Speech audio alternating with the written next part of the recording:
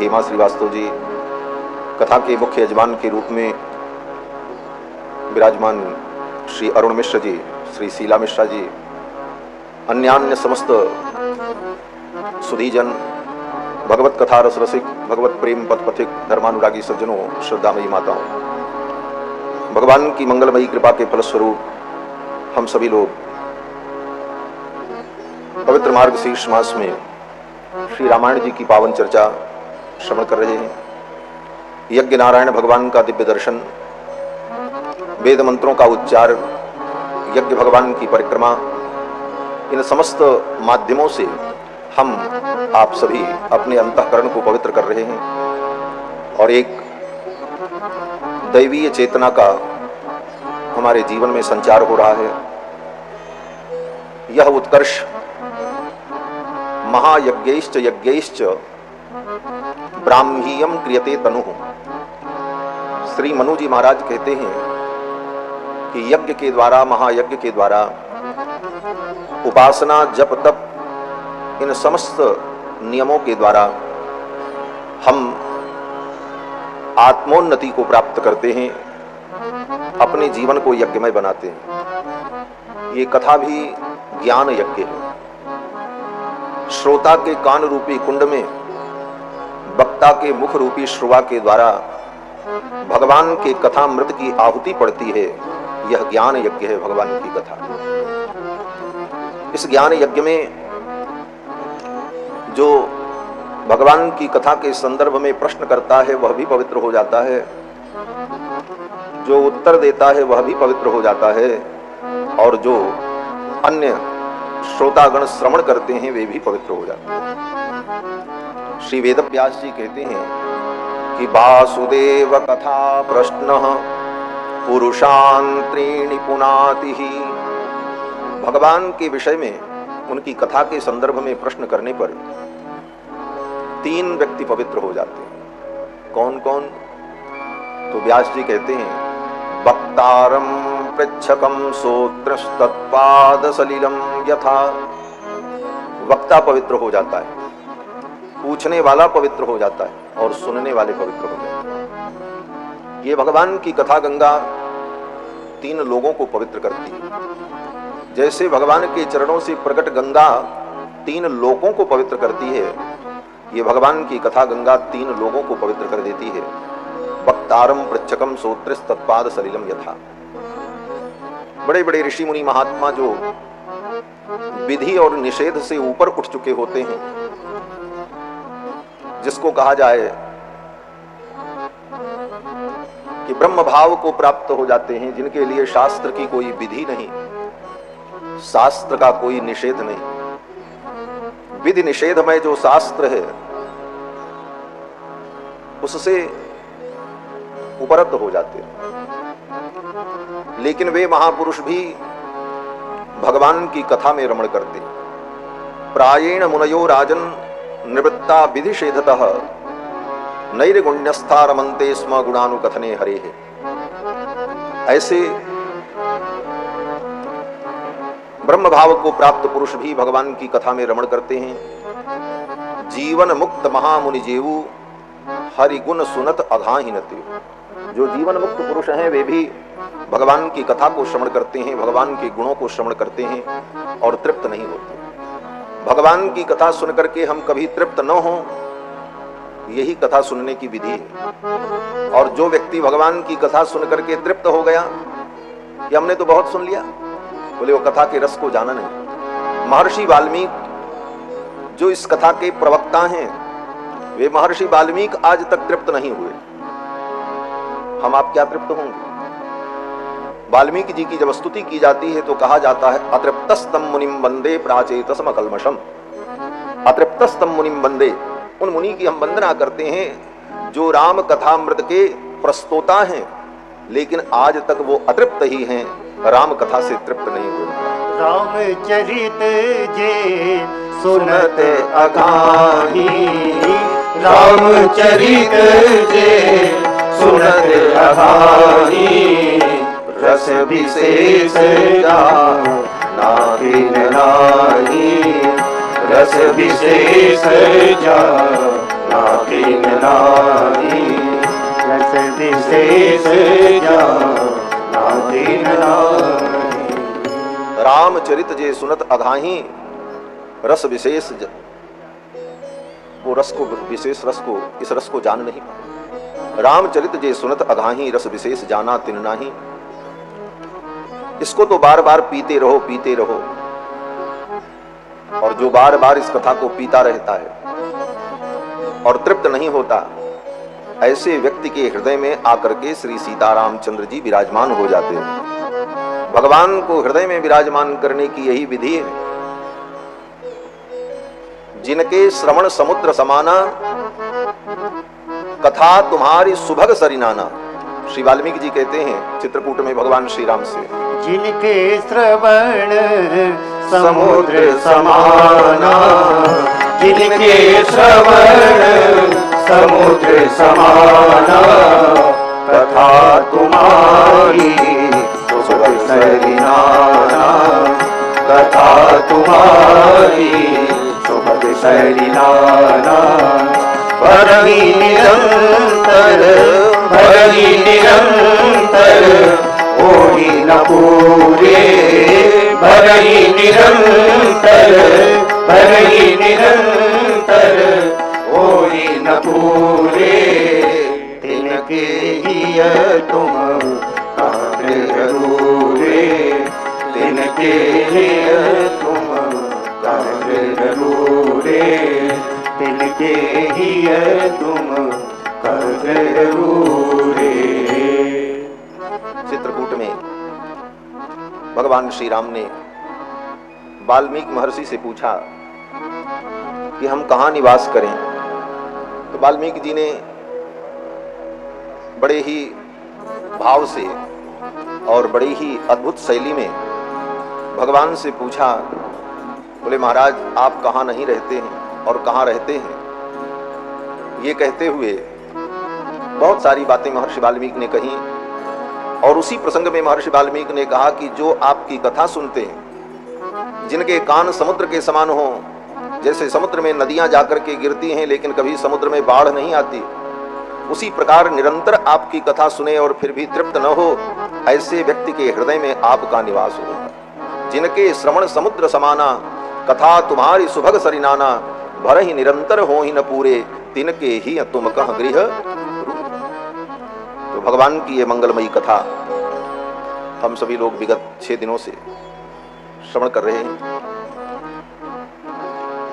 कल के प्रसंग में आप सभी लोगों ने श्रवण किया कि मिथिला में भगवान का विवाह हुआ, और विवाह के बाद वर वधू अयोध्या पधारे। यह श्री सीतारामचंद्र जी का मिलन, जैसा कि श्री अजय प्रकाश जी ने कहा, अद्वैत अद्वैत तो है। किस प्रकार का अद्वैत है? बोले बड़ा विशिष्ट अद्वैत है। इसी को गोस्वामी जी कहते हैं, गिरा अर्थ जल बीच सम कहियत भिन्न न भिन्न। गिरा अर्थ जल बीच सम, जैसे शब्द और अर्थ यद्यपि दोनों अलग नहीं है, लेकिन व्यवहार में अलग कहना पड़ता है। और उसमें भी एक सूक्ष्म बात यह है कि अर्थ जो होता है वो शब्द के अधीन होता है। शब्द अर्थाधीन नहीं होता, अपितु अर्थ शब्दाधीन होता है। फिर दूसरा उदाहरण दिया, जल बीच सम, जल और बीच, बीच माने तरंग। जल ही तरंग होता है, तरंग और जल में कोई भेद नहीं है। समुद्र में तरंग होती है तो समुद्र ही तो तरंग है, तरंग कोई अलग चीज नहीं। लेकिन इतना अद्वैत होते हुए भी एक विशेषता उसमें बनी रहती है कि कभी भी तरंग का समुद्र नहीं होता, अपितु समुद्र की तरंग होती है। आज तक दुनिया में कभी सुना हो कि तरंग का समुद्र है? ये कोई नहीं कहता। समुद्र की तरंग है ये कहा जाता। भगवत पाद शंकराचार्य नरसिंह तापनी उपनिषद की व्याख्या में इस बात को कहते हैं कि तरंग कभी समुद्र नहीं होता, अपितु समुद्र की तरंग होती। तरंग का समुद्र ऐसा हम व्यवहार नहीं करते। उसी प्रकार यह अद्वैत बड़ा विशिष्ट अद्वैत है, विलक्षण अद्वैत है। श्री सीतारामचंद्र जी का स्वरूप ऐसा ही है। गिरा अर्थ जल बीच सम कहियत भिन्न न भिन्न, बंदों सीताराम पद जिन्हि परम प्रिय खे। ऐसे श्री सीतारामचंद्र जी के चरणों में हम वंदना करते हैं। जिनको प्रिय कौन है, क्या बात कही गोस्वामी जी महाराज ने। सीतारामचंद्र जी को प्रिय कौन है? राजा महाराजा, पद प्रतिष्ठित, धनपति, करोड़पति, अरबपति? कहते नहीं। गिरा अर्थ जल बीच सम कहियत भिन्न भिन्न, बंदों सीताराम पद जिन्हि परम प्रिय खिन्न। जो खिन्न है, खिन्न का मतलब जिसके अंदर दैन्य भाव है, जो अपने को सबसे छोटा मानता है, जिसके अंदर लघुता का भाव है, वो भगवान को प्रिय लगता है। इसीलिए संतों ने कहा लघुता ते प्रभुता मिले, प्रभुता ते प्रभु दूर। लघुता होगी तो आपको प्रभु मिलेंगे, और प्रभुता आ गई तो फिर प्रभु दूर चले जाएंगे। भगवान को दैन्य प्रिय है। दैन्य जिसके जीवन में है, ठाकुर उसे अपना मानते हैं। इसीलिए भगवान का नाम दीन प्यारे। ये दीन प्यारे वेद पुकारे, द्रवं सुखी भगवाना। ये दीन प्यारे वेद पुकारे, द्रवं सुखी भगवाना। द्रवं सुखी भगवाना, द्रवं सुखी भगवाना। भगवान को खिन्न व्यक्ति, खिन्न का मतलब दैन्य है, जिसके अंदर दैन्य भाव हो वो भगवान को अत्यंत प्रिय होता है। और ये दैन्य भाव हमारे जीवन में आ जाए, हम अपने को सबसे लघु माने, अपने को सबसे छोटा माने। कितना छोटा माने? तो कहते हैं तृणादपि सुनीचेन, तृण से भी छोटा अपने को हम समझें। तृणादपि सुनीचेन तरोरपि सहिष्णुना, और वृक्ष से भी ज्यादा हमारे अंदर सहिष्णुता आ जाए।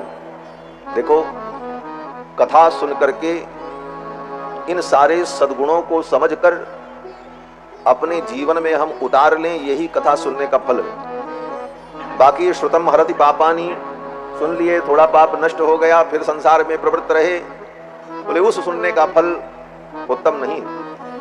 सुनने का फल यही है कि हमारे जीवन में ये राम जी के सद्गुण,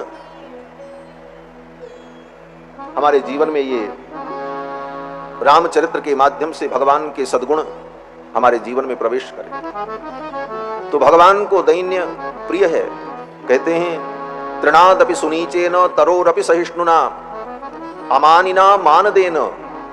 इससे आगे एक अद्भुत बात कहते हैं, अमानिना, मान की कामना मत करो। सब जगह हमको मान मिले, सम्मान मिले, इस आकांक्षा को मार डालो, क्योंकि ये मान की इच्छा व्यक्ति का अपमान भी कराती है। मान की इच्छा समाप्त हो जाए। अमानिना, और मान देना, और दूसरों को मान दो। स्वयं मान की कामना न रखो, दूसरों को मान और सम्मान देते रहो। कीर्तनीयो सदा हरि, इस विधि से भगवान श्री हरि का भजन होता है, इस विधि से भगवान की भक्ति होती है। तृणादपि सुनीचेन तरोरपि सहिष्णुना, अमानिना मानदेन कीर्तनीयो सदा हरि। तो यह दीनता भगवान को प्रिय है। जब सारे बंदरों को सुग्रीव ने बुला करके राम जी से परिचय कराया और कहा, प्रभु ये इतने बंदर हैं, ये सब बड़े पराक्रमी हैं, और ये सब आपके सेवक हैं। आप जिसको जो आज्ञा दोगे वो वानर आपकी उस आज्ञा का पालन करेगा। तो आज्ञा देने के लिए उसका परिचय भी जानना जरूरी है। उसका नाम क्या है, उसका रूप क्या है, आप समझ लो। भगवान ने कहा ठीक है। सुग्रीव जी ने वानरों से कहा कि आओ क्रम से और भगवान को प्रणाम करो, अपना नाम बताओ और जाओ। भगवान श्री रघुनाथ जी बैठे थे, बंदर आ रहे थे, प्रणाम कर रहे थे, अपना नाम बता रहे थे और फिर जा रहे थे। कितने वानर थे? बोले वानर कितने थे उसकी गणना तो कोई कर नहीं सकता, लेकिन हाँ, सुग्रीव की वानरी सेना में सेनापति कितने थे, कितने ब्रिगेडियर थे? कहते हैं पदुम 18 जूथप बंदर। गोस्वामी जी कहते हैं 18 पद्म तो जूथप थे, सेनापति थे। सेना कितनी थी? गोस्वामी जी कहते हैं मूर्ख सो जो करन चाह लेखा, वो प्राणी मूर्ख होगा जो हिसाब करना चाहे। इतने बानर राम जी को आए, प्रणाम किए, अब प्रणाम करने के बाद हट नहीं रहे हैं, वहीं धक्का मुक्की कर रहे हैं और राम जी के सामने खड़े हैं कि राम जी हमको ज्यादा अपना समझेंगे। लेकिन राम जी सब देख रहे थे, किसी बानर से नहीं कहा कि तुम सीता जी का पता लगाओ। और हनुमान जी महाराज बोले, हनुमान जी महाराज इतने बानरों की सेना में सबसे पीछे खड़े थे। हनुमान जी महाराज चुपचाप, सब बानरों ने जब प्रणाम कर लिया, उसके बाद भी श्री हनुमान जी महाराज को प्रभु के सम्मुख आने का अवसर नहीं मिला, क्योंकि सब आगे खड़े थे। तो हनुमान जी ने सोचा किसी को धक्का देकर, किसी को धकेल कर हम आगे जाएं, ये ठीक नहीं है। तो प्रणाम कैसे करें? हनुमान जी ने सोचा हम यहीं से प्रणाम कर लेते हैं, मेरे प्रभु तो अंतर्यामी हैं, कहीं से कोई जीव उन्हें प्रणाम कर ले तो वो स्वीकार कर लेते हैं। पाछे पवन तनय सिरुनावा, पाछे पवन तनय सिरुनावा, जानि काज प्रभु निकट बुलावा, जानि काज प्रभु निकट बुलावा, जानि काज प्रभु निकट बुलावा। हनुमान जी महाराज का दैन्य वहीं से प्रणाम किया। पाछे पवन तनय सिरुनावा, आगे आकर के नहीं, वहीं पाछे पवन तनय सिरुनावा। राम जी ने देख लिया और समझ गए यही काम लायक आदमी है, इसी से काम होगा। पाछे पवन तनय सिरुनावा, जान काज प्रभु निकट बुलावा। भगवान ने स्वयं अपने निकट बुला लिया। कर मुद्रिका दीन जनु जानी, परस आशीष सरोरुह पानी। मुद्रिका निकाल करके हनुमान जी को दी और सिर पर हाथ रखा, हनुमान सीता का पता लगा। भगवान जान गए ये काम लायक व्यक्ति, जिसके अंदर दैन्य हो वो भगवान को अत्यंत प्रिय हो जाता। इसीलिए भगवान के सभी बानरों में सबसे प्रिय हनुमान जी महाराज। हनुमान जी की स्तुति होती है तो क्या कहते हैं? रघुपति प्रिय दूतम बात जातम नमामि, रघुपति प्रिय भक्तम बात जातम नमामि। तो जीवन में हमारे दैन्य आए और ये कथा हमारे जीवन में दैन्य भाव को भरती है, इसलिए ये कथा मंगलकारिणी है। कल की कथा में आप सभी लोगों ने श्रवण किया, भगवान अयोध्या पधारे सपरिकर और किशोरी जी के साथ भगवान अयोध्या आए तो अयोध्या का वैभव और भी दिव्य हो गया। जब ते राम ब्याहि घर आए, नित नव मंगल मोद बताए। भुवन चार दिस भूधर भारी, सुकृत मेघ बरसई बर भारी। अयोध्या में चारों तरफ परमानंद हो गया। परमानंद तो पहले भी था, राम जी जब प्रकट हुए। जाकर नाम सुनत शुभ होई, मोरे गृह आवा प्रभु। परंतु वैष्णव भक्ति का जो सिद्धांत है, जो रस है, वो ये है कि भगवान तो आनंद स्वरूप हैं, भगवान परम कल्याणप्रद हैं, लेकिन अकेले भगवान नहीं, श्री जी के सहित भगवान। जब श्री जी साथ में हो, श्री तत्व साथ में हो, श्री तत्व के बिना भगवान उपास्य नहीं होते। श्री तत्व के बिना भगवान भक्तों का परम कल्याण भी नहीं करते। इसलिए स्त्री तत्व के सहित ही भगवान की उपासना का महत्व आचार्यों ने कहा है। राधा के साथ कृष्ण हो, लक्ष्मी के सहित नारायण हो, सीता जी के सहित रामचंद्र जी हो। श्री तत्व के साथ जब भगवान रहते हैं तो जीवों का परम कल्याण होता है। श्री जी क्या करती हैं? बोले श्री जी जीव के अपराध को क्षमा करा देते हैं। नहीं तो भगवान, बोले भगवान जब अकेले रहते हैं तो भगवान, कोई जीव उनकी शरण में आए तो भगवान कहते हैं इसने अपराध किया, इसको दंड मिलेगा। और श्री जी साथ में रहती हैं तो श्री जी भगवान को समझाती हैं। क्या समझाती हैं? श्री जी कहती हैं प्रभु ठीक है, ये अपराधी है, आप इसको दंड दोगे, लेकिन एक बात बताओ, आपके अनेक दिव्य गुण हैं और वो सारे गुण कल्याणप्रद हैं और नित्य हैं और उनकी उपयोगिता भी होनी चाहिए। भगवान कहते हैं हाँ। श्री जी कहती हैं आपका एक गुण है क्षमा, आपका गुण है करुणा, आपके अंदर गुण है कृपा।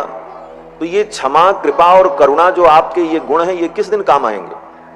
जब आप तराजू पर तौल करके दंड ही देते रहेंगे तो क्षमा किसको करेंगे?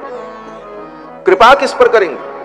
करुणा किस पर करेंगे? आपका ये क्षमा, कृपा, करुणा गुण व्यर्थ हो जाएगा। ये ठंडे बस्ते में पड़ा रहेगा, इसकी कोई उपयोगिता नहीं होगी। इसलिए इन गुणों का आप सदुपयोग करें, अन्यथा आपके ये गुण व्यर्थ हो जाएंगे। और श्री जी के प्रार्थना पर भगवान बड़े से बड़े पतितों का भी उद्धार कर देते हैं। पतित पावन हैं भगवान, उन पतितों का भी परम कल्याण कर देते हैं। इसीलिए भागवत में भी वर्णन है कि जब रुक्मिणी के सहित भगवान द्वारिका पधारे तो द्वारिका में परम मोद हुआ, परम आनंद हुआ। रुक्मिण्या रमयोपेतम दृष्ट्वा कृष्णम श्रियपतिम, श्रीपति भगवान को रुक्मिणी के सहित देखकर द्वारिका के लोग महामोद परमानंद में डूब गए और द्वारिका में परमानंद हुआ। अब भगवान श्री सीतारामचंद्र जी अयोध्या में विराजमान हैं। विवाह के पश्चात जब अयोध्या आए तो विवाह में भरत जी के मामा केकयराज भी आए थे। भरत जी के मामा जो थे उन्होंने कहा दशरथ जी से, राजन अगर आपकी अनुमति हो तो भरत को कुछ दिन के लिए ननिहाल भेज दीजिए, हम जा रहे हैं, ये भी चले हमारे साथ ननिहाल घूमा में। दशरथ जी ने कहा ठीक है। तो भरत जी को लेकर महाराज केकय नरेश, महाराज युधाजित भरत को लेकर के केकय देश चले गए। गच्छता मातुल कुलम भरतेन तदा नघः, शत्रुघ्नो नित्य शत्रुघ्नो नीतः प्रीति पुरस्कृतः। भरत जी जब मामा जी के घर जाने लगे तो शत्रुघ्न जी भी उनके साथ चले गए। भरत जी उनको भी अपने साथ लेकर के जाते हैं। क्यों? बोले नीतः प्रीति पुरस्कृतः। भरत जी के प्रति शत्रुघ्न जी की जो प्रीति है, उस प्रीति के कारण शत्रुघ्न जी भरत जी के साथ चले गए।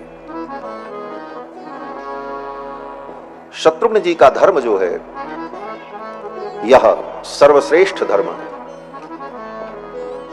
आचार्यों ने वर्णन किया कि भगवान 4 रूपों में प्रकट हुए, कृत्वात्मानं चतुर्विधम, राम लक्ष्मण भरत शत्रुघ्न के रूप में। और इन 4 रूपों में भगवान ने 4 धर्म की स्थापना की अपने चरित्र के द्वारा। राम जी ने अपने चरित्र के द्वारा सामान्य धर्म की स्थापना की। राम जी सबसे बड़े हैं लेकिन राम जी का धर्म सामान्य धर्म है। लक्ष्मण जी का धर्म विशेष धर्म है। भरत जी का धर्म विशेषतर धर्म है और शत्रुघ्न जी का धर्म विशेषतम धर्म। तर और तम ये व्याकरण में प्रत्यय होता है। किसी वस्तु को अधिक बताने के लिए तर तम ये प्रत्यय शब्द में जुड़ता है। जैसे किसी से कहा जाए कि अधिक ले आओ तो कोई वस्तु वो अधिक लेकर के आएगा। बोले अधिक से भी ज्यादा लाओ तब क्या करेंगे? बोले अधिकतर। बोले उससे भी ज्यादा, बोले तब अधिकतम। फिर अधिकतम के आगे, बोले अधिकतम के आगे कुछ नहीं होता, वो अंतिम अधिकतम। तो तम का मतलब अंतिम, पराकाष्ठा। तो राम जी का धर्म सामान्य धर्म है, लक्ष्मण जी का धर्म विशेष धर्म है, भरत जी का धर्म विशेषतर धर्म है और शत्रुघ्न जी का धर्म विशेषतम धर्म। सबसे ज्यादा राम जी का धर्म सामान्य धर्म क्या है? बोले सामान्य धर्म वो होता है जो सर्व सामान्य को जिस धर्म का आचरण करना चाहिए, जो सबके लिए है, किसी व्यक्ति विशेष के लिए नहीं। समस्त मनुष्य मात्र के लिए जो धर्म हो उसको सामान्य धर्म कहते हैं, जनरल सबके लिए। वो धर्म क्या है? वेद कहता है सत्यम वद, सत्य बोलो। तो ये सत्य बोलना किसी एक व्यक्ति का धर्म नहीं है, चाहे ब्राह्मण हो, चाहे क्षत्रिय हो, वैश्य हो, शूद्र हो, स्त्री हो, पुरुष हो, बालक हो, वृद्ध हो, सबको सत्य बोलना चाहिए। ये सामान्य धर्म है, सत्यम वद। वेद कहता है देव पितृकार्याभ्याम मां प्रमदितव्यम, देवता और पितरों के कार्य से प्रमाद मत करो। ये सामान्य धर्म है, सबको देवता आराधन और पितरों का तर्पणादि श्राद्धादि कर्म करना चाहिए, सबके लिए सामान्य धर्म। सत्यम वद धर्मम चर देव पितृकार्याभ्याम मां प्रमद मातृदेवो भव। वेद कहता है माता का सम्मान करो, माता की सेवा करो, माता को देवता मानो। तो ये धर्म क्या है? सामान्य धर्म है, ये सबके लिए, किसी व्यक्ति विशेष के लिए नहीं है। मातृदेवो भव, पितृदेवो भव, आचार्य देवो भव, अतिथि देवो भव, श्रद्धया देयम। वेद कहता है श्रद्धा पूर्वक दान करो। अपनी कमाई हुई पूंजी से 6% धर्म के लिए, समाज के लिए, राष्ट्र के लिए, गरीबों के लिए, दीन दुखियों के लिए दान करो, और वो भी श्रद्धा पूर्वक, श्रद्धया देयम। ये सामान्य धर्म है। फिर वेदों ने कहा कि अगर श्रद्धा नहीं है तो अश्रद्धा से भी दान करो। हाँ, अश्रद्धया देयम, निकालो, तभी तुम्हारा धन शुद्ध होगा। श्रद्धया देयम, अश्रद्धया देयम। बोले महाराज हम अश्रद्धा से भी नहीं दे पाएंगे, तो वेदों ने कहा ह्रिया देयम, लज्जा से दो। दुनिया को देखो, लोग दे रहे हैं, दान कर रहे हैं, धर्म कर रहे हो, तुम कंजूस, मक्खी चूस बटोर करके रखे हो। निकालो, दान करो, कम से कम लाज करो, शर्म करो। वेद ने कहा ह्रिया देयम। बोले हम निर्लज्ज हो गए, हमको कोई लाज नहीं। कहते एक कोई व्यक्ति था, बड़े मुश्किल से लोगों के कहने पर दान करने चला। मंदिर में लाइन लगी थी, दान पात्र में कोई डालना था। 1 रुपया निकाला, सिक्का मुट्ठी में बंद किया, लेके खड़ा था, हमारा नंबर आए तो हम दान करें। जब तक वहां पहुंचा तब तक वो मुट्ठी बंद किए किए हाथ में पसीना हो गया था। खोल करके देखा, बोले अरे राम राम, ये धन मुझे छोड़ करके जाना नहीं चाहता, ये रुपया जो है, ये सिक्का जो है रो रहा है मेरे लिए, इसको अब दान नहीं करेंगे, फिर पॉकेट में रखेंगे। तो ऐसी कंजूसी किस काम की? कहते हैं ह्रियादेयम। फिर वेद कहता भ्रियादेयम, भय से दान करो। किस बात का भय? बोले अगर धर्म नहीं करोगे, दान नहीं करोगे तो पवित्र कैसे होगे? तुम्हारा धन, तुम्हारी पूंजी पवित्र कैसे होगी? और कर्मों का फल भोगना पड़ेगा। तो कम से कम वेद की आज्ञा मान करके, धर्म की आज्ञा मान करके इस भय से भी तुम दान करो। तो ये सब सारे जो धर्म है, ये सामान्य धर्म है। राम जी ने इस सामान्य धर्म का पालन किया, लेकिन लक्ष्मण जी का धर्म विशेष धर्म है। विशेष धर्म क्या है? बोले इस सामान्य धर्म का पालन करते हुए भी, सामान्य धर्म का पालन करते हुए भगवान के चरणों की भक्ति करना, ये विशेष धर्म है। भगवान के चरणों की भक्ति ये विशेष धर्म है। लक्ष्मण जी महाराज भी सामान्य धर्म का पालन करते हैं। सत्यम वद धर्मम चरमात्र देवो भव, पितृदेवो भव, आचार्य देवो भव, अतिथि देवो भव। लेकिन इसके साथ साथ लक्ष्मण जी का विशेष धर्म क्या है? भगवान के चरणों की भक्ति। लेकिन शास्त्र ने एक विधि बताई कि अगर सामान्य धर्म और विशेष धर्म दोनों आमने सामने आ जाएं तब क्या करें? सामान्य धर्म का पालन करते हुए विशेष धर्म का पालन करना चाहिए। लेकिन ऐसी कोई परिस्थिति आ जाए कि सामान्य धर्म का पालन अगर करेंगे तो विशेष धर्म छूट जाएगा, और विशेष धर्म का पालन करेंगे तो सामान्य धर्म छूट जाएगा। एक को तो छोड़ना ही पड़ेगा। तो ऐसी स्थिति में सामान्य धर्म को छोड़ें कि विशेष धर्म को छोड़ें? तो कहते हैं सामान्य धर्म को छोड़ दो, विशेष धर्म को मत छोड़ो। इसीलिए लक्ष्मण जी महाराज माता पिता सबकी सेवा करते हैं, लेकिन जब राम जी के चरणों की भक्ति की बात आती है तब लक्ष्मण जी कहते हैं जानो माता पिता नहीं काहू। मैं किसी माता पिता को नहीं जानता। गुरु पितु मातु न जानिए काहू, कहूँ स्वभाव नाथ पति आऊ। गुरु पितु मातु न जानिए काहू, कहूँ स्वभाव नाथ पति आऊ। कहूँ स्वभाव नाथ पति आऊ, कहूँ स्वभाव नाथ पति आऊ। लक्ष्मण जी महाराज सामान्य धर्म को छोड़ देते हैं। और गोस्वामी जी ने कहा भी, तजिए ताहि कोटि बैरी सम यद्यपि परम स्नेही, जाके प्रिय न राम वैदेही। जिसको राम जी प्रिय न हो, राम जी की भक्ति के विरुद्ध हो, वह व्यक्ति कितना भी प्रिय हो, उसे त्याग देने में कोई दोष नहीं। बोले पिता वंदनीय होता है, लेकिन पिता अगर भगवान की भक्ति में बाधक है तो ऐसे पिता को भी त्याग देना चाहिए। उदाहरण दिया, प्रहलाद ने अपने पिता को त्यागा। पिता तजो प्रहलाद, भाई को भी त्याग देना चाहिए। विभीषण बंधु, विभीषण ने भाई को त्यागा। भरत महतारी, मां वंदनीय होती है, लेकिन भगवान के विरुद्ध हो, विशेष धर्म के विरुद्ध हो, तो ऐसी मां भी फिर वंदनीय नहीं रह जाती।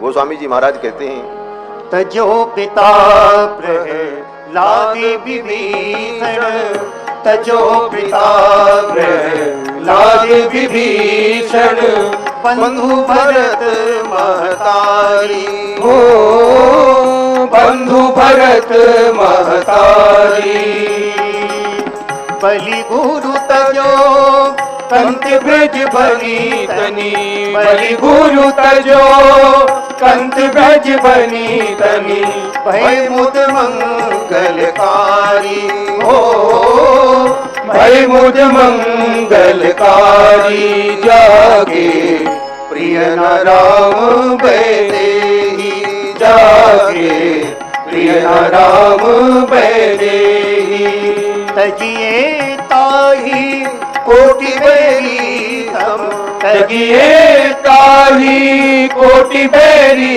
सम यद्यपि परम स्नेही हो यद्यपि परम स्नेही जागे प्रिय न राम बैदेही जागे प्रिय न राम बैदेही जागे प्रिय न राम बैदेही। ये विशेष धर्म है। सामान्य धर्म के सामने विशेष धर्म आ जाए तो विशेष का महत्व होता है, सामान्य का महत्व नहीं रहता। लक्ष्मण जी का ये धर्म और भरत जी बोले भरत जी का धर्म विशेषतर धर्म है। भरत जी भी सामान्य धर्म का पालन करते हैं, विशेष धर्म भगवान के चरणों की भक्ति भी करते हैं, लेकिन उनका धर्म विशेषतर धर्म यह है कि वो भगवान की रुचि और उनकी प्रसन्नता जिसमें होती है वो करना चाहते। लक्ष्मण जी तो भगवान से जिद कर लेते हैं, हम आपके साथ चलेंगे। भगवान कहते नहीं अयोध्या में रहो, लक्ष्मण जी कहते हैं हम कहीं नहीं रहेंगे, हम तो रहेंगे तो आपके पास रहेंगे, आपकी हर बात मानेंगे, लेकिन आपकी ये बात नहीं मानेंगे कि अयोध्या में रहो।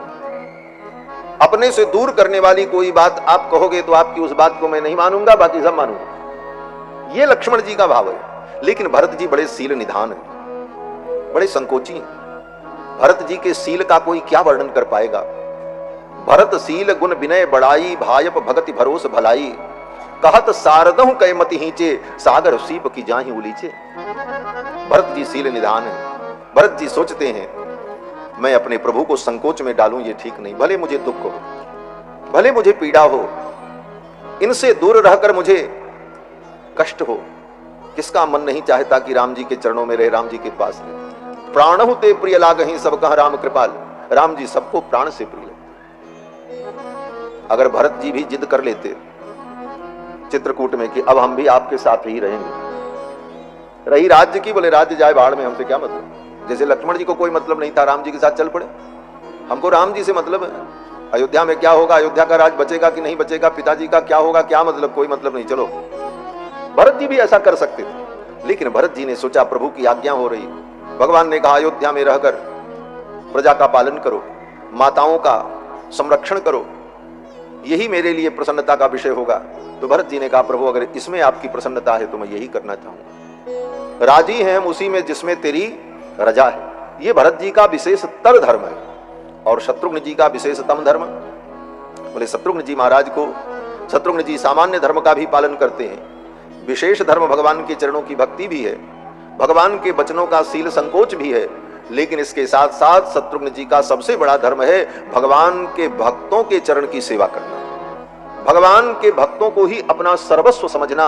ये विशेषतम धर्म है और ये धर्म शत्रुघ्न जी का है। शत्रुघ्न जी को राम जी से मतलब नहीं, लक्ष्मण जी से मतलब है। शत्रुघ्न जी जानते हैं राम जी सर्वसमर्थ हैं, उनकी हम क्या सेवा करेंगे, और उनका कुछ बिगड़ने वाला नहीं है, वो स्वयं सुख निधान है, मैं उनको क्या सुख दे सकता हूं।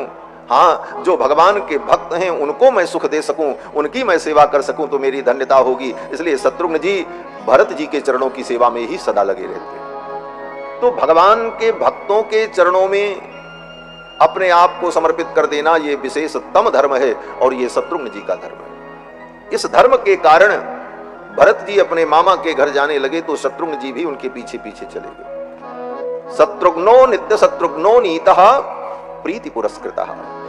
और यहां अयोध्या में भगवान श्री राम और कुमार लक्ष्मण पिताजी के राज्य कार्य में सहयोग करते। तेषामपि महातेजा रामो रतिकर पितुः। उन चारों भाइयों में राम जी पिताजी को अत्यंत प्रिय। पिताजी के राज्य कार्य में सब प्रकार से भगवान श्री राम सहयोग करते। विवाह के पश्चात 12 वर्ष तक श्री सीता रामचंद्र जी अयोध्या में रहे। 12 वर्ष की अवस्था में विवाह हुआ और फिर 12 वर्ष श्री सीता रामचंद्र जी अयोध्या में रहे। 24 वर्ष के जब रघुनाथ जी हो गए, 25वें वर्ष में प्रवेश हुआ, तब राम जी का वनवास हुआ। ये 12 वर्ष सुखपूर्वक भगवान का अयोध्या में बीता। महर्षि वाल्मीकि कहते हैं कि सही देवैरुदीर्णस्य रावणस्य वधार्थिभिः अर्थितो मानुषे लोके जज्ञे विष्णु सनातनः। देवताओं की प्रार्थना पर रावण के वध के लिए अर्थितो प्रार्थना करने पर मानुषे लोके जज्ञे विष्णु सनातनः, सनातन भगवान विष्णु अयोध्या में राम रूप में अवतरित हुए। यहां पर अयोध्या कांड के प्रारंभ में एक बार महर्षि वाल्मीकि ने फिर राम जी के परत्व का वर्णन किया। ये परम तत्व भगवान विष्णु है। भगवान विष्णु, भगवान नारायण, हरि ही परम तत्व है। वेदों में, पुराणों में, इतिहास में सर्वत्र भगवान के परत्व का वर्णन किया गया। वेदे रामायणे चैव पुराणे भारते तथा आदि मध्य तथा चांते हरि ही सर्वत्र गीयते। समस्त शास्त्रों के आदि मध्य अंत में भगवान हरि की ही महिमा का वर्णन किया गया। भगवान श्री हरि ही परम तत्व है। एक उदाहरण वेद का, यहां वैदिक विद्वान भी बैठे हैं, वेद पढ़ने वाले वेद पाठी भी बैठे हैं। कोई भी वेद मंत्र जब पढ़ा जाता है तो वेद मंत्र पढ़ते समय किसी देवता का नाम नहीं लिया जाता, भगवान हरि का नाम लिया जाता है। क्यों? वेद मंत्र जब पढ़ते हैं तो सबसे पहले क्या कहते हैं? हरि ही ओम गणानां त्वा गणपतिगुं हवामहे प्रियाणां त्वा प्रियपतिगुं हवामहे। हरि ही ओम। किसी भी मंत्र के पहले हरि ही ओम, ब्रह्मा ओम, इंद्र ओम, किसी भी देवता का नाम नहीं है, हरि ही ओम। क्यों? बोले भगवान हरि ही वेद के प्रतिपाद्य तत्व है। कोई भी अनुष्ठान कर्मकांड पूजा करने बैठो तो सबसे पहले क्या विधि होती है? बोले पहले आचमन करो। क्यों? बोले आचमन करने पर तुम पवित्र हो जाओगे। बोले हम नहा धो करके आए हैं, नए कपड़े पहन के बैठे हैं, आचार्य कहते हैं सब कुछ तुमने किया, नहा धो करके आए, पवित्र होकर के आए, लेकिन आचमन करके तुम्हें पवित्र होना पड़ेगा। क्यों? वेद भगवान कहते हैं अमेध्यो वै पुरुषः, ये पुरुष जो है, जीव जो है, ये अपवित्र है। क्यों? बोले यद अनृतम वदति, क्योंकि ये झूठ बोलता है। वेदों ने कहा अमेध्यो वै पुरुषः यद अनृतम वदति। आपो वै मेध्य, जल जो है वो पवित्र है, तस्माद अप उपस्पृशति, इसीलिए जल से आचमन करके वो पवित्र होता है। तो जब आचमन करते हैं तो आचमन करते समय उस जल में हम भगवान की भावना करते हैं कि भगवान हमको पवित्र करें। ओम केशवाय नमः, ओम नारायणाय नमः, ओम माधवाय नमः, भगवान का नाम लेकर के। जल माने भगवान, ज माने जायते जस्मात इति जह, जिससे सारी दुनिया उत्पन्न होती उसको कहते हैं ज। और लीयते यस्मिन इति ल, जिसमें सारी दुनिया लीन हो जाती उसको कहते हैं ल। तो ऐसा कौन है जिससे सब उत्पन्न होता है, अंत में उसमें लीन हो जाता? बोले वो भगवान है। तो भगवान का ही एक नाम है जल। जायते जस्मात इति जह, लीयते यस्मिन इति लह, जश्च लश्च जलः, ये जल की व्युत्पत्ति हो जाती है। माने जल माने भगवान। और उन भगवान की भावना करके हम आचमन करते हैं केशवाय नमः, नारायणाय नमः, माधवाय नमः, पवित्र हो। फिर कहते हैं अभी पूरे पवित्र नहीं हुए, अब भगवान का नाम लेकर के पवित्र हो। किसी भी देवता का यज्ञ हो और कोई भी व्यक्ति हो, पवित्र होने के लिए उसे क्या करना पड़ता है? बोले अपवित्रः पवित्रो वा सर्वावस्थांगतोऽपि वा यह स्मरेत पुंडरीकाक्षं स बाह्याभ्यंतरः शुचिः। जो भगवान पुंडरीकाक्ष का स्मरण करता है वो भीतर बाहर से पवित्र हो जाता है। पुंडरीकाक्ष भगवान हरि, जिनके नेत्र पुंडरीक के समान है, कमल के समान है, जो कमल नयन है, राजीव लोचन है, पंकज लोचन है। और पंकज लोचन ही नहीं, जिनका अंग अंग पंकज के समान है, कर कमल, चरण कमल, मुख कमल, नेत्र कमल, भक्त भक्त भगवान के तत्त अंगों की उपमा कमल से ही देते हैं।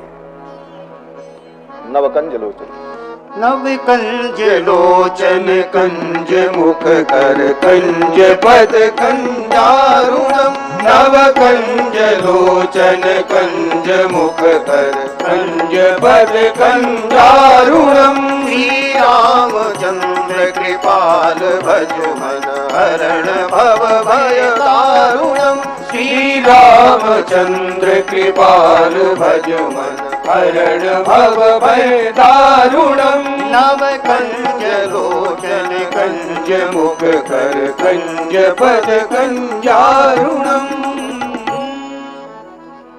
भगवान पंकज लोचन है, कमल ने, यह नाम केवल भगवान का है। शास्त्रों में सभी देवताओं को भिन्न भिन्न उपमाएं दी जाती हैं, उनके अंगों की उपमाएं भी दी जाती हैं, लेकिन जब नेत्र की बात आती है तो कमल से नेत्र की उपमा केवल भगवान के लिए प्रयुक्त होती है और किसी के लिए नहीं। सारे शास्त्रों का आलोडन कर लेना आप। कह पुंडरीक नयन, भगवान को छोड़ करके कोई पुंडरीक नयन नहीं हो सकता।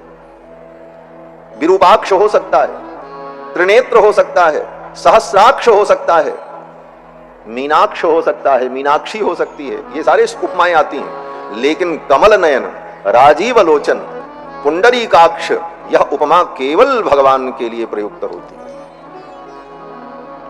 तो भगवान पुंडरीकाक्ष का स्मरण किया जाता है। पुंडरीकाक्ष पुनातु, भगवान पुंडरीकाक्ष का स्मरण करने से हम भीतर बाहर पवित्र हो जाते। फिर जब किसी पूजा का संकल्प करते हैं तो भले किसी भी देवी देवता का यज्ञ हो, लेकिन संकल्प करते समय भगवान के परत्व का स्मरण किया जाता है। परत्व का मतलब भगवान परम तत्व है, इसका स्मरण दिलाया जाता है। क्या स्मरण दिलाते? बोले संकल्प करो, हाथ में जल अक्षत लिया, द्रव्य लिया, कुश लिया, और संकल्प जब प्रारंभ हुआ तो कहते हैं विष्णु श्रीमद् भगवतो महापुरुषस्य विष्णोराज्ञा प्रवर्तमानस्य। ये संपूर्ण सृष्टि भगवान विष्णु के द्वारा प्रवर्तित है और उनके द्वारा प्रवर्तमान है, क्योंकि परम तत्व भगवान श्री हरि हैं। यज्ञ समाप्त हो जाए तो यज्ञ की समाप्ति में भी अंत में क्या कहते हैं? यशस्मृत्या च नामोक्त्या तपो यज्ञ क्रियादिषु न्यूनम संपूर्णताम याति सद्यो वंदे तम अच्युतम। जिन अच्युत के स्मरण से यज्ञ की न्यूनता पूर्णता में परिणत हो जाती है, उन अच्युत को हम प्रणाम करते हैं। तो वेद से लेकर पुराण पर्यंत सर्वत्र भगवान हरि को ही परम तत्व के रूप में स्वीकार किया। वेद में भगवान परम पुरुष का वर्णन किया। पुरुष ए वेदम सर्वम जद्भूतम जच्च भव्यम, पुरुष ही परम तत्व है, उन्हीं पुरुष से सब उत्पन्न हुआ। तस्माद अश्वा अजायंत जे के चोभयादतः, उस परमात्मा से अश्व उत्पन्न हुए, घोड़े उत्पन्न हुए, जिनके ऊपर नीचे दोनों तरफ दांत थे। तस्माद अश्वा अजायंत जे के चोभयादतः गावो ह जत्निरे तस्माद तस्माद जाता अजावयः। उन्हीं भगवान से यज्ञ पुरुष से गायें उत्पन्न हुई, बकरियां उत्पन्न हुई। ये सब कहते हुए वेद भगवान कहते हैं ब्राह्मणोस्य मुखमासीद बाहु राजन्यकृतः ऊरु तदस्य जद वैश्यः पदभ्याग्मुशूद्रो अजायत। ये चारों वर्ण उस परमात्मा से उत्पन्न हुए। फिर वेदों ने कहा चंद्रमा मनसो जातश्च चक्षो सूर्यो अजायत श्रोत्राद वायुश्च प्राणश्च। ये चंद्रमा, सूर्य, अग्नि, वायु सब उस परमात्मा से उत्पन्न हुए। नाभ्या आसीद अंतरिक्षम, उसकी नाभि से ये अंतरिक्ष उत्पन्न हुआ। सब बता दिया वेद भगवान ने, लेकिन एक बात नहीं बताई। क्या नहीं बताई? बोले ये सब जिससे उत्पन्न हुआ वो है कौन? अभी ये स्पष्ट नहीं हुआ। वर्णन तो कर दिया, उसी से सब उत्पन्न हुआ। जत पुरुषेण हविषा देवा यज्ञमतन्वत, सब कहा, लेकिन वो कौन है ये स्पष्ट नहीं किया। तो वो तो कोई भी हो सकता है। जिस परम पुरुष का, जिससे संपूर्ण सृष्टि उत्पन्न हुई, जो कारण तत्व है, उस कारण तत्व का वर्णन वेदों ने किया, लेकिन नाम नहीं लिया। लेकिन आगे चलकर ज्यों ही पुरुष सूक्त समाप्त हुआ और पुरुष सूक्त के पश्चात नारायणानुवाद प्रारंभ हुआ, तब वेदों ने रहस्य खोल दिया और वेदों ने कहा अब सुन लो, जिसका ये वर्णन हमने अभी तक किया ये कौन है? तो वेद भगवान कहते हैं श्रीश्चते लक्ष्मीश्च पत्न्यावहो रात्रे पार्श्वे नक्षत्राणि रूपमस्विनौ। लक्ष्मी जिनकी पत्नी है वही परम पुरुष हैं। ये वेदों ने स्पष्ट कर दिया। श्रीश्चते लक्ष्मीश्च पत्न्यौ, श्री देवी और भूदेवी ये दो जिनकी पत्नियां हैं, ऐसे परम पुरुष भगवान श्री हरि जो हैं वही वेदों के द्वारा प्रतिपाद्य परम तत्व हैं, कारण तत्व हैं। तो वेद से लेकर पुराण शास्त्र सर्वत्र भगवान हरि को ही परम तत्व के रूप में गाया गया है और कहा गया। यहां पर महर्षि वाल्मीकि कहते हैं अर्थितो मानुषे लोके जतने विष्णु सनातनः। देवताओं की प्रार्थना पर भगवान विष्णु ही राम के रूप में अयोध्या में प्रकट। और अब तो राम जी 24 वर्ष के हो गए, पिताजी के सारे कार्य में सहयोग करते। इनके गुणों को देखकर दशरथ जी महाराज बड़े आनंदित हुए। यहां पर अयोध्या कांड के प्रारंभ में महर्षि वाल्मीकि ने भगवान के दिव्य गुणों का चिंतन किया है। जब जब प्रसंग आता है तो महर्षि वाल्मीकि भगवान के गुणों का वर्णन करते हैं, भगवान की विशेषताएं क्या, क्योंकि रामायण की शुरुआत गुण से ही हुई। ये निर्गुण ब्रह्म का प्रतिपादन करने वाला ग्रंथ नहीं है, ये तो अनंत कल्याण गुण गण निलय सौशील्य वात्सल्य मार्दव आर्जव सौहार्द साम्य कारुण्य माधुर्य गांभीर्य चातुर्य स्थैर्य धैर्य शौर्य पराक्रम सत्य काम सत्य संकल्प कृतित्व कृतज्ञता आदि जो भगवान के दिव्य गुण हैं, ऐसे गुण से संपन्न सगुण साकार परम रमणीय मनोहर परमात्मा का वर्णन करने वाला ग्रंथ है। ये आदि काव्य है। इसकी शुरुआत गुण से होती है। पहले दिन की कथा में मैंने निवेदन किया था, वाल्मीकि महर्षि के सामने देवर्षि नारद आए तो वाल्मीकि जी ने यही पूछा, मैं उस पुरुष को जानना चाहता हूं। कौन? बोले परम पुरुष, वेद पुरुष, ब्रह्म। लेकिन कैसा? कहते हैं कौन अस्मिन् सांप्रतम लोके गुणवान। हम निर्गुण ब्रह्म नहीं पूछ रहे हैं, हम गुणवान ब्रह्म की जिज्ञासा कर रहे हैं। उस गुणवान ब्रह्म परमात्मा को हम जानना चाहते हैं। इसकी व्याख्या यहीं से शुरू हुई। इसीलिए महर्षि वाल्मीकि ने पग पग पर भगवान के गुण का वर्णन किया है। भगवान सदा अनंत कल्याण गुणगण संपन्न रहते। यहां पर अयोध्या कांड के प्रारंभ में भगवान के दिव्य गुणों का वर्णन किया। सच नित्यम प्रशांतात्मा मृदुपूर्वम च भाषते उच्यमानोपि परुषम नोत्तरम प्रतिपद्यते। भगवान के गुण का वर्णन करते हुए वाल्मीकि जी कहते हैं राम जी बड़े मृदुभाषी हैं, बहुत मधुर बोलते हैं। कितना मधुर बोलते हैं? मधुर माने मीठा। कितना मीठा? बोले चीनी जैसा, गुड़ जैसा। कहते हैं सबसे मीठी वस्तु दुनिया में क्या हो सकती है, पहले ये विचार करो। तो किसी ने कहा कि भाई सबसे मीठी वस्तु अगर कोई होगी तो अमृत होगी। भले हम लोग आप लोग अमृत नहीं पाए, अमृत को चीखने का और आस्वाद करने का मौका नहीं मिला, लेकिन अगर किसी सामान्य व्यक्ति से भी पूछा जाए कोई वस्तु बहुत स्वादिष्ट होती है और वो खाता है, पूछो भैया कैसा लगा, तो व्यक्ति कहता अरे अमृत जैसा। भले अमृत न पिया हो, लेकिन उसके मन में यह भाव है कि अमृत ही सबसे ज्यादा स्वादिष्ट होगा। एक मान्यता है जगत की। तो भगवान की वाणी कितनी मीठी है, तो बोले अमृत से इसकी तुलना की जाए। विद्वानों ने कहा भाई अमृत से ज्यादा मीठा तो कुछ होता नहीं। कहते नहीं नहीं, अमृत भी उतना मीठा नहीं हो सकता जितनी मीठी वाणी भगवान की है। बोले क्यों? बोले कोई जिंदा व्यक्ति हो, जीवित व्यक्ति हो, उसको अमृत पिला दो तो वो मरेगा नहीं, लेकिन जो मर चुका है अमृत उसको जिला नहीं सकता। लेकिन भगवान की वाणी, बोले भगवान की वाणी मुर्दे के कान में भी पड़ जाए तो मुर्दा भी उठ करके बैठ जाए महाराज, ऐसी मीठी वाणी। मृतक जियावनी गिरा सुहाई, मृतक जियावनी गिरा सुहाई, श्रवण रंध्र हुए उरे जब आई, श्रवण रंध्र हुए उरे जब आई, हिष्ट पुष्ट तन भये सुहाए, हिष्ट पुष्ट तन भये सुहाए, मानहु अबनी भवन ते आए, मानहु अबनी भवन ते आए। भगवान की वाणी कितनी मधुर। स्वयंभू मनु वर्णन करते हैं कि भगवान की वाणी जब कान में पड़ी तो मृतक जियावन गिरा सुहाई, श्रवण रंध्र होए उर जब आई, हृष्ट पुष्ट तन भये सुहाए, मानव अवहि भवन ते आए। ऐसी वाणी पीवू समष्ट मिष्ट वचनाय परात पराय। अमृत से भी ज्यादा मधुर वाणी भगवान की। ये भगवान का गुण है। महर्षि कहते हैं भगवान बहुत मृदु बोलते हैं और पूर्वम च भाषते, भगवान पूर्वभाषी है। भगवान का एक नाम है पूर्वभाषी। राम जी के 108 नामों में पूर्वभाषिणे नमः, ये भगवान का नाम है। पूर्वभाषी का मतलब बोले जो पहले बोलते हैं। ये कौन सी विशेषता है महाराज? बोले बहुत बड़ी विशेषता है, और ये विशेषता जिसके जीवन में आ जाए सारी दुनिया उसकी अपनी हो जाती है महाराज। हाँ, मैं सही कह रहा हूं, सोच करके कह रहा हूं, समझ करके कह रहा हूं, आचार्यों के चरणों में बैठ करके सुन करके कह रहा हूं। पूर्वभाषी, पूर्वभाषी का मतलब कोई व्यक्ति आपके पास आए और वो संकोच के कारण अपने मन की बात आपसे न कह पाए, उसे आपकी प्रतिभा और आपकी पद प्रतिष्ठा को देख करके संकोच हो और वो अपने मन की बात न कह सके, लेकिन वो कुछ कहे उसके पहले ही आप उससे बोल पड़ो, भैया आप कहां से आए हो, कैसे आए हो, हम आपकी क्या सेवा कर सकते हैं, इस तरफ पहले ही जो बोल दे उसको कहते हैं पूर्वभाषी।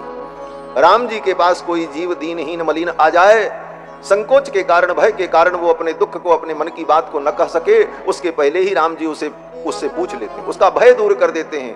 किस लिए आए हो भैया, बताओ मैं तुम्हारी क्या सेवा करूं, मैं तुम्हारा कौन सा कार्य कर दूं।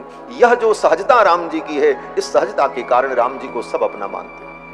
ये बहुत बड़ा गुण है हमारा। आज हमारे पास पद प्रतिष्ठा हो जाती है तो हम कोई 4 बार बोले उसके बाद भी मुंह उधर घुमाए रहते हैं, सुनते ही नहीं, अनसुनी किए रहते हैं। राम जी से इन गुणों को सीखो। पूर्वभाषी, इसका दूसरा भी भाव है पूर्वभाषी का कि 2 मित्र हों, दोनों मित्रों में कुछ बात बिगड़ गई, खटपट हो गई, दोनों की बोलचाल बंद हो गई, लेकिन भीतर से दोनों चाहते हैं कि फिर से पहले जैसा प्रेम हो जाए, लेकिन स्वाभिमान टकरा जाता है। वो कहता पहले वो बोले तो हम बोले, वो सोचता है वो पहले बोले तो हम बोले। तो राम जी इसमें क्या करते हैं, बोले वो पहले बोले इसकी प्रतीक्षा नहीं करते, राम जी स्वयं पहले ही जाकर के उससे बोल देते हैं और अपनी उस मैत्री को, उस प्रेम को यथावत बनाए रहते हैं। ये राम जी का स्वभाव है। पूर्वभाषी प्रियम वदः। राम जी के और भी अनेक दिव्य गुण। उच्यमानोपि परुषम नोत्तरम प्रतिपद्यते। राम जी को कोई कठोर वचन कह दे तो राम जी उसे सुन लेते हैं, उसका उत्तर नहीं देते। आज का आदमी बोले थोड़ा सा सुना दो तो फिर वो कितना सुनाएगा पता ही नहीं। और इसी को अपनी महानता समझता है। व्यक्ति कहता है उन्होंने ऐसा कहा, हमने ऐसा जवाब दिया कि उनकी बोलती बंद हो गई, भरी सभा में हमने उनको बेइज्जत कर दिया। बोले इसी को व्यक्ति अपनी महानता समझ रहा। और राम जी की विशेषता क्या, बोले उच्च मानोपि परुषम। कोई परुष वचन भी बोल दे, कठोर वचन भी बोल दे तो नोत्तरम प्रतिपद्यते, राम जी उसका उत्तर नहीं, सुन लेते। उदाहरण, बोले परशुराम जी ने क्या नहीं कहा राम जी को, लेकिन राम जी बार बार प्रणाम ही करते हैं। और अंत तक राम जी ने यही कहा, विप्रवंश कर अस प्रभुताई, अभय हो ही जो तुम्हें डराई। ये विनम्रता राम जी की है महाराज। विप्रवंश कर अस प्रभुताई, अभय होई जो तुम्हि डराई।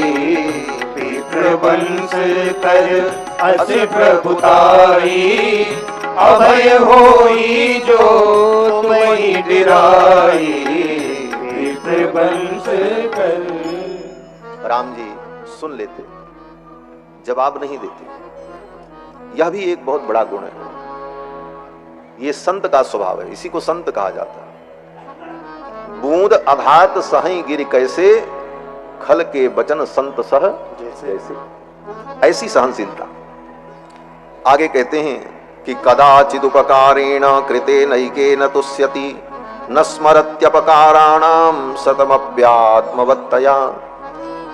अगर राम जी का कोई एक बार उपकार कर दे, उपकार का मतलब कोई राम जी को एक बार प्रणाम कर ले, चाहे राम जी के चरणों में एक फूल चढ़ा दे, राम जी को एक माला ही पहना दे, या राम जी के लिए प्रिय शब्दों का, प्रिय वचन का प्रयोग कर ले, तो महर्षि वाल्मीकि कहते हैं उसके द्वारा किए गए इस उपकार से भगवान सदा के लिए प्रसन्न हो जाते हैं। कदाचिद उपकारेण कृते नैकेन, एक उपकार से ही कृते नैकेन तुष्यति, संतुष्ट हो जाते हैं भगवान। बोले कितने दिनों के लिए संतुष्ट हो जाते हैं? आगे सुनोगे तो आपको आश्चर्य होगा। महर्षि वाल्मीकि कहते हैं एक बार किसी ने राम जी के चरणों में पुष्प चढ़ा दिया, माला पहना दी, ठाकुर जी उस एक उपकार से सदा के लिए प्रसन्न हो जाते हैं। फिर तो चाहे वो राम जी को गाली भी दे, फिर भी उसकी गाली का ध्यान नहीं देते, उसने हमको फूल माला पहनाई, इसे याद रखते हैं। न स्मरत्यपकाराणाम, ये वाल्मीकि जी की वाणी है, अरे गहरे नथु खैरे की वाणी नहीं है, आदि कवि की वाणी है। एक एक शब्द का स्वारस्य है। आचार्यों ने व्याख्या लिखी है, गोविंदराज स्वामी ने, कथक ने, नागेश भट्ट ने, इन समस्त आचार्यों की टीकाएं हैं वाल्मीकि रामायण पर। इस श्लोक का व्याख्यान पढ़ करके हृदय गदगद हो जाता है। महर्षि कहते हैं न स्मरत्यपकाराणाम, उसके द्वारा बाद में अपकार भी किया जाए तो राम जी उस अपकार को याद नहीं रखते, उसके उपकार को याद रखते हैं। इसने हमको एक माला पहनाई थी, ये याद रखते हैं। उसने अपकार किया, वो याद नहीं रखते। भगवान में और देवता में यही अंतर। भागवत की कथा आप सबने सुनी होगी। प्रतिवर्ष ब्रजवासी इंद्र की पूजा करते थे, 56 भोग अर्पित करते थे, लेकिन एक बार पूजा नहीं की तो इंद्र ने इसको याद रखा कि हमारी पूजा नहीं की, नष्ट कर दो ब्रजमंडल। बुलाया गणम सांवर्तकम नाम मेघानाम चांतकारिणाम, इंद्र प्राचोदयत क्रुद्धो, क्रुद्ध होकर के इंद्र ने कहा नष्ट कर दो पूरा वृंदावन ब्रजमंडल। इन सब ने मेरा अनादर किया। अरे महाशय, प्रतिवर्ष तुम्हारा आदर किया, 56 भोग लगाया, एक साल नहीं लगाया, तो इस एक भूल को तुम याद रख रहे हो, और प्रतिवर्ष उसने तुम्हारी सेवा की, पूजा की, वो तुम भूल गए, और इतना बड़ा क्रोध, उन्हें नष्ट कर देने का संकल्प। और भगवान का स्वभाव क्या है? बोले एक बार किसी ने भगवान की पूजा कर ली, उन्हें पुष्प भी चढ़ा दिया, प्रेम से प्रणाम कर लिया, सकृदेव प्रपन्नाय, सकृत माने एक बार, तो सदा के लिए प्रसन्न हो जाते हैं। फिर उसके द्वारा अगर अपकार भी हो जाए तो भगवान अपकार को याद नहीं रखते, उपकार को याद रखते हैं। इसी वाल्मीकि रामायण के श्लोक की व्याख्या गोस्वामी जी ने एक चौपाई में की। रहते न प्रभु चित चूक किएगी, रहते न प्रभु चित चूक किएगी, सुरति करत सेवारी की, सुरति करत सेवारी की, करत सुरति सेवारे करते सुरति सेवार की, रहते न प्रभु चित चूक किएगी, रहते न प्रभु चित चूक किएगी, चूक किएगी, चूक किएगी। भगवान उसकी चूक याद नहीं रखते। रहत न प्रभु चित चूक किएगी, करत सुरत सैबार, उसने अच्छा क्या किया ये राम जी याद रखते। और भगवान स्वामी मालिक तो ऐसा ही होगा, जीव से गलती होगी और भगवान उसे क्षमा करे। जीव तो गलती करेगा, अनादिकाल से गलती कर रहा है। अगर मालिक ये प्रतिज्ञा करके बैठ जाए नहीं हम क्षमा नहीं करेंगे, हम तो दंड ही देंगे, तो इस सृष्टि में किसी जीव का उद्धार नहीं हो सकता, ब्रह्मा का भी उद्धार नहीं होगा। ब्रह्मा से भी गलती होती है। मैंने कथा में कहा था ये निर्दोष शब्द केवल भगवान के लिए ही प्रयुक्त होता है, दुनिया में कोई निर्दोष उर्दोष नहीं है। हाँ, ये निर्दोष शब्द ब्रह्मा में भी निरर्थक हो जाता है, क्योंकि ब्रह्मा में भी दोष है। एकमात्र निर्दोष अगर कोई है तो भगवान है, और कोई नहीं हो सकता। और भगवान अगर सीधा सीधा हिसाब करें तराजू पर तौल करके, तो दुनिया में किसी प्राणी का कभी उद्धार हो ही नहीं सकता, कल्याण हो ही नहीं सकता। भगवान अपने भक्तों का पक्षपात करते हैं, बिना पक्षपात के भक्ति का मार्ग चल ही नहीं सकता। इसीलिए भगवान भक्त पक्षपाती होते हैं। भगवान अपने भक्तों का पक्ष लेते हैं। हमारा भक्त है तो ठीक है, अरे बोले गड़बड़ है, बोले होगा गड़बड़, हमारा भक्त तो है।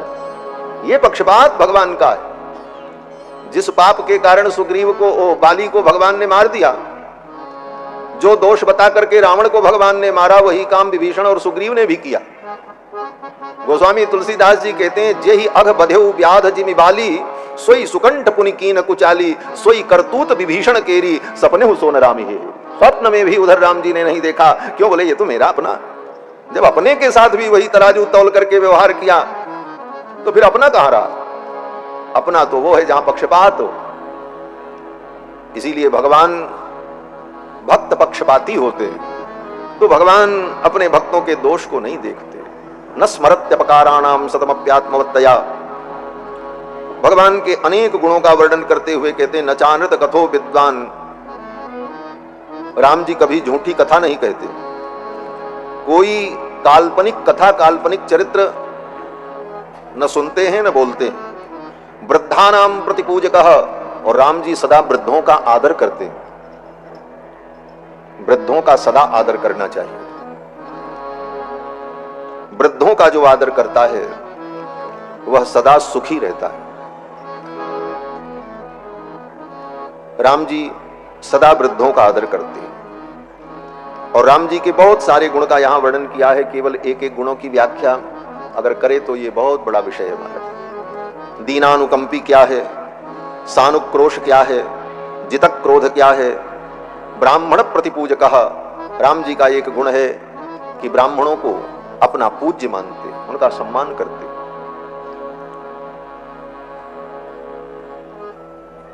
और भी अनेक गुणों का वर्णन किया। लौकिके समयाचारे कृतकल्पो विशारदः। राम जी लौकिक व्यवहार में और समयाचार, किस समय पर क्या करना चाहिए, उचित अनुचित क्या है, इस कला में परम प्रवीण और विशारद है। वैहारिकाणाम शिल्पानाम विज्ञातार्थ विभागविद। वैहारिक शिल्प के परम पंडित हैं। वैहारिक शिल्प क्या है? बोले गीत, संगीत, वाद्य, नृत्य, ये जो कला है, इन समस्त कलाओं में राम जी प्रवीण हैं। कन्हैया के भक्त कहते हैं कि हमारे कन्हैया तो बंसी बजाते हैं, नाचते भी हैं, ताता थैया भी कर लेते हैं। राम जी में तो ये चीज नहीं है। बोले रामायण पढ़ो, महर्षि वाल्मीकि लिखते हैं कि नृत्य में, गान में, वाद्य में, समस्त कलाओं में राम जी निपुण है। ऐसी वीणा बजाते हैं कि सरस्वती ऐसी वीणा नहीं बजा सकती। वैहारिकाणाम शिल्पानाम विज्ञातार्थ विभागविद। सरस्वती की वीणा से वो स्वर प्रकट नहीं हो सकता, नारद की वीणा से वो स्वर प्रकट नहीं हो सकता जो वादन कला रघुनाथ जी में है। और भी अनेक राम जी के गुणों का वर्णन किया।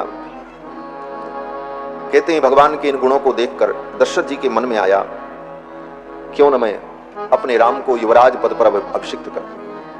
और कारण क्या बना? बोले दशरथ जी महाराज अपने दरबार में बैठे थे, उनका मुकुट टेढ़ा हो गया तो मुकुट को सीधा करने लगे। सेवक ने लाकर के दर्पण दिया। दर्पण में देखकर अपने मुकुट को जब सीधा कर रहे थे तो दशरथ जी ने देखा कान के पास के बाल जो है वो सफेद हो गए थे महाराज। राय सुभाए मुकुर कर लीना, राय सुभाए मुकुर कर लीना, पवन बिलोक मुकुट समकीना, पवन बिलोक मुकुट समकीना, श्रवण समीप भय सित केसा, श्रवण समीप भय श्रुत केसा, मनहु जरठपन अस उपदेशा, मनहु जरठपन अस उपदेशा, लाय सुभाय मुकुर कर लीना, लाय सुभाय मुकुर कर लीना, लाय सुभाय मुकुर। मुकुर लेकर, मुकुर माने दर्पण, दर्पण लेकर, मुकुर लेकर मुकुट ठीक कर रहे थे तब तक श्वेत केश दिखाई पड़े। दशरथ जी ने सोचा ये कान के पास के बाल पक गए और ये श्वेत बाल मेरे कानों में कुछ कहना चाहते। क्या कहना चाहते? दशरथ जी विचार करने लगे कि ये पके हुए बाल मेरे कानों में कहना चाहते हैं, राजन अब तुम बूढ़े हो गए, अब इस गद्दी का मोह छोड़ दो, अपने जीवन की सत्ता को रघुनाथ जी के चरणों में समर्पण कर दो। मानो ये बाल मुझे उपदेश कर रहे हैं, नृप जुवराज राम कह देहु, ये जुवराज पद राम जी को दे दिया जाए। दशरथ जी महाराज ने विलंब नहीं किया, सभा बुलाई। बड़े बड़े राजा उस सभा में थे और सभा में दशरथ जी ने कहा कि पांडुरस्यात पत्रस्य छायायाम जरितम मया। इस सफेद रंग के छत्र के नीचे बैठ बैठकर राज्य करते हुए 60,000 वर्ष बीत गए और मैं बूढ़ा हो गया। पांडुरस्यात पत्रस्य छायायाम जरितम मया। इस छत्र की छाया में बैठते बैठते ये छत्र जैसे सफेद है ऐसे मेरे बाल भी सफेद हो गए। अब जीर्णस्यास्य शरीरस्य विश्रांतम अभिरोचय।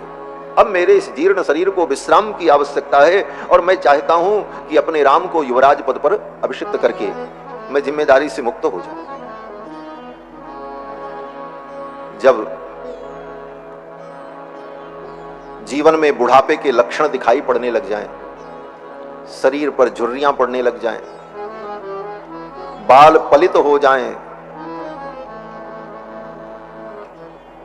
अंगम गलितम पलितम मुंडम। भगवान शंकराचार्य कहते हैं चरपट पंजरी में, अंगम गलितम पलितम मुंडम। सिर के बाल पक गए, पलितम। अंगम गलितम पलितम मुंडम दशन विहीनम जातम तुंडम।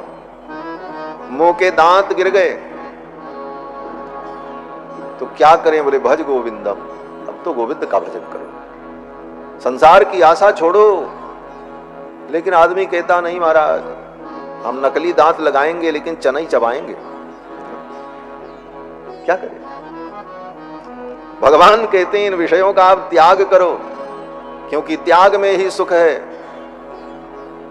लेकिन जीव और आसक्त होता चला जाता है।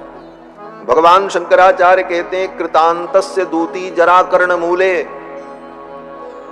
यमराज की जो दूती है वह दूती क्या है? बोले जरा माने बुढ़ापा। ये बुढ़ापा जब आने लगता है तो समझ लो यमराज ने अपनी दूती को भेज दिया है, जाओ संकेत कर दो अब समय हो रहा है, चलना है। कृतांतस्य दूती जरा कर्ण मूले समागत्य लोका शृणुध्वम शृणुध्वम। और ये बुढ़ापा रूपी यमराज की दूती पहले कहां आती है? बोले कानों के पास आती है।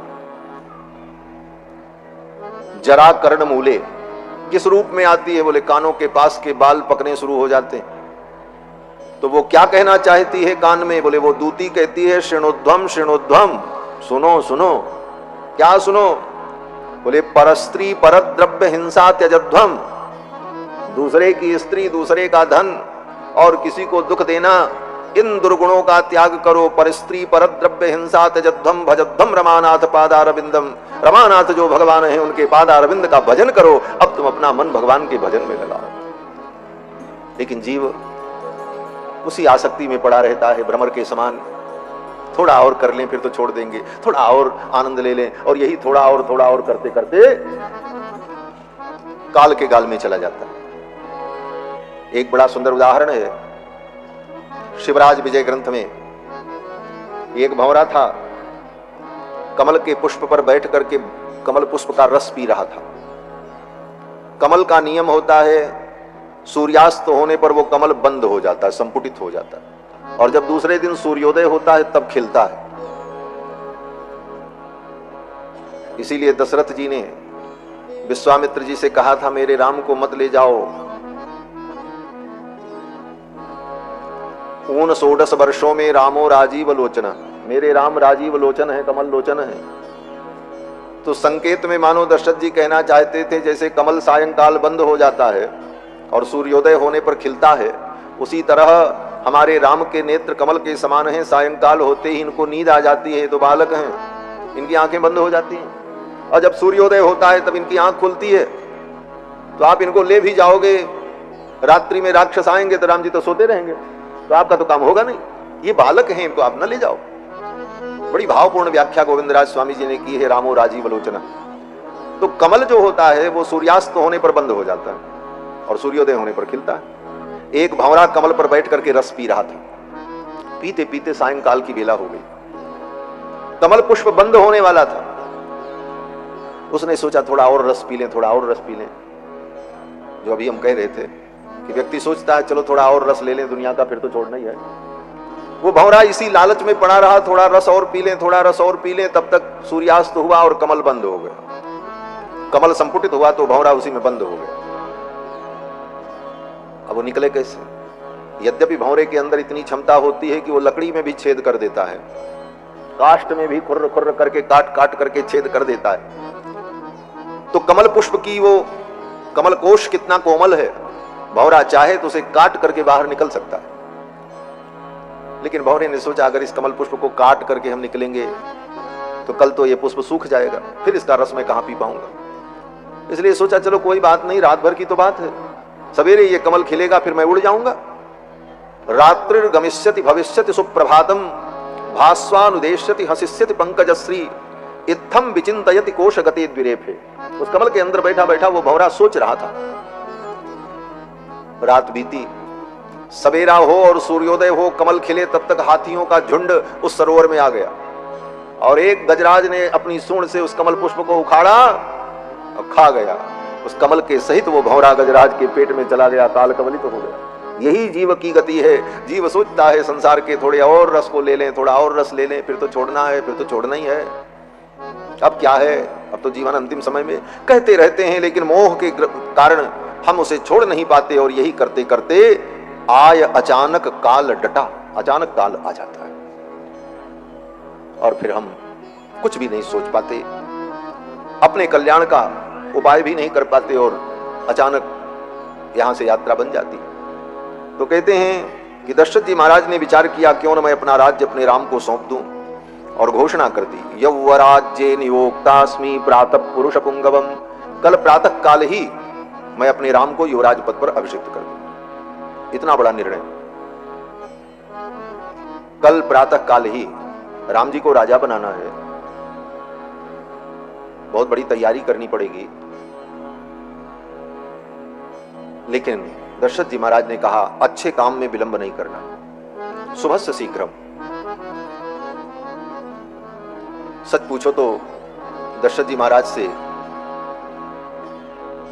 थोड़ी सी भूल हो गई और शीघ्रता करनी चाहिए थी। क्या शीघ्रता? बोले इसी समय राम का मैं राज्याभिषेक करूं। काल करे सो आज कर, आज करे सो अब। और उसी समय राम जी को बुला करके करना क्या था? दशरथ जी को केवल घोषणा ही तो करनी थी। गुरुदेव वशिष्ठ वहीं बैठे थे दरबार में, चंदन पुष्प अक्षत की कमी नहीं थी, राजाधिराज है, तुरंत सब व्यवस्था होती और तुरंत राम जी को बैठा करके तिलक हो जाता, वशिष्ठ जी मंत्र पढ़ देते, फिर उत्सव अपना होता रहता। 10 दिनों तक 15 दिनों तक महोत्सव मनाया जाता, कोई दिक्कत नहीं। दशरथ जी ने कहा कल यौवराज्ये नियोक्तास्मि प्रातः पुरुष पुंगवम। कल प्रातः काल में अपने राम को युवराज पद पर अभिषिक्त करूंगा। भवंतो मेनु मन्यन्ताम। अपनी सभा में बैठे हुए उन राजाओं से, मंत्रियों से दशरथ जी ने कहा आप लोग क्या कहते हैं इस विषय में, आपका क्या अनुमोदन है? तो प्रजा के लोगों ने कहा महाराज आपने तो हमारे मन की बात कह दी। अनेक वर्ष सहस्रो वृद्धस्तमसि पार्थिव। प्रजा के लोगों ने कहा कि महाराज अनेक वर्ष सहस्रो वृद्धस्तमसि पार्थिव, हे राजन अब आप बूढ़े हो गए, इसलिए आप तो अब विश्राम करो। सरामम युवराजानम अभिसंचस्व पार्थिवम। और राम जी को राजा आप बना दो और अब आप आराम करो क्योंकि आप बहुत बूढ़े हो गए। यही सुनना बाकी था दशरथ जी को। ये केवल दशरथ जी की कथा नहीं है, हमारी आपकी कथा है। हम ही आप दशरथ हैं। दशरथ, रथ क्या होता है? बोले रथ का मतलब जो हमें लेकर के जाता है। हम गंतव्य तक रथ से, सवारी से जाते हैं। और दशरथ, दशरथ का मतलब हमारे शरीर में जो 10 इंद्रियां हैं, 5 ज्ञानेंद्रियां, 5 कर्मेंद्रियां, यही 10 इंद्रियां रथ हैं और इन्हीं इंद्रियों के रथ पर बैठकर हम विषयों का भोग करने के लिए चलते रहते हैं, प्रवृत्त होते रहते हैं। अपने इस जीवन की सत्ता को समय रहते राम के चरणों में समर्पित कर दो।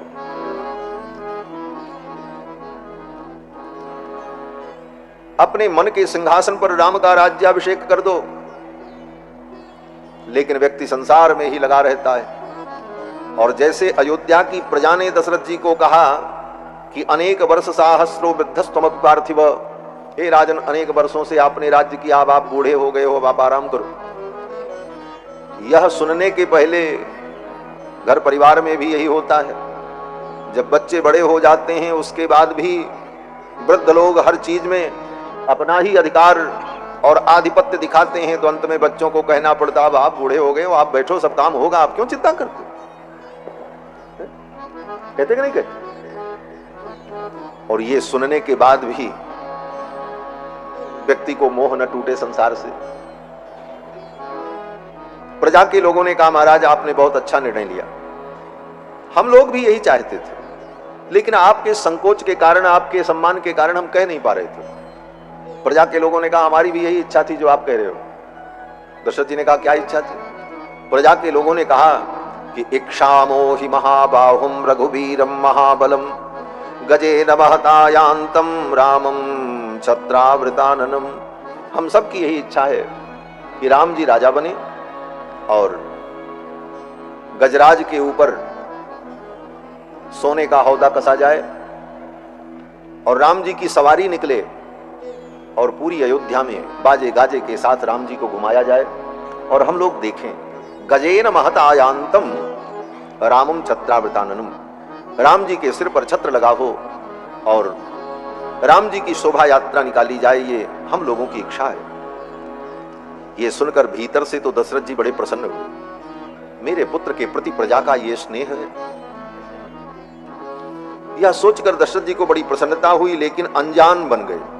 अजानन्निव जिज्ञासुर इदं वचनम अब्रवीत। प्रजा के मन को टटोलने के लिए दशरथ जी ने अनजान बनकर, सब कुछ जानते हुए भी प्रजा के मन को टटोलने के लिए दशरथ जी ने पूछा। दशरथ जी ने सोचा कहीं ऐसा तो नहीं कि हमारी हां में हां मिला रहे हो ये लोग। तो दशरथ जी ने कहा, एक बात बताओ आप लोग, कथम नु मयि धर्मेण पृथ्वी मनुशासति।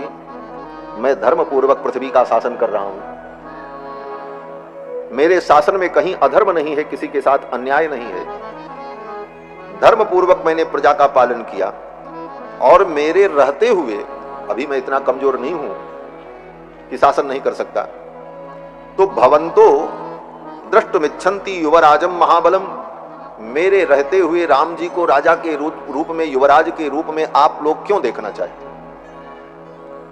भवंतो द्रष्टुमिच्छन्ति, आप लोग क्यों मेरे राम को युवराज के रूप में देखना चाहते हैं? मैं तो शासन कर ही रहा हूं। क्या मेरे शासन में आपको कोई कठिनाई है, कोई परेशानी है, कोई शिकायत है? कितना विलक्षण प्रश्न था हमारा। इस प्रश्न का उत्तर प्रजा अगर दे, कहते कि आपके अंदर कमी है, आपके राज्य में हमको दुख हुआ, हम परेशान हुए, किसकी हिम्मत है बोलने की?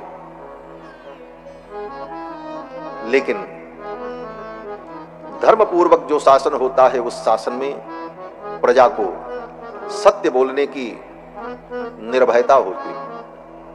आज चाहे जितना लोग चिल्ला लें लोकतंत्र लोकतंत्र, लेकिन आज भी प्रजा के अंदर सत्य बोलने का साहस नहीं हो पाता, कहीं न कहीं डर बना रहता। सत्ता का भय, सत्ता के पास सब कुछ है, वो दमन कर देगी। लेकिन दशरथ जी महाराज के राज्य में, धर्म राज्य में, प्रजा को अपने मन की बात कहने का पूर्ण अधिकार था। प्रजा के लोगों ने कहा, महाराज आप ठीक कहते हैं, आपने धर्म पूर्वक प्रजा का पालन किया, आपके राज्य में हमने सुख का अनुभव किया, आपका राज्य हमने देख लिया, अब आप ही का राज्य हमेशा देखते रहेंगे, थोड़ा राम राज्य का भी तो आनंद लेने दो। प्रजा के लोगों ने कहा, आपके ही राज्य का हम आनंद लें, राम जी के राज्य का भी सुख हमें मिले। और दूसरी बात, आपके अंदर सारी विशेषताएं हैं, आप धर्मज्ञ हैं, नीतिज्ञ हैं,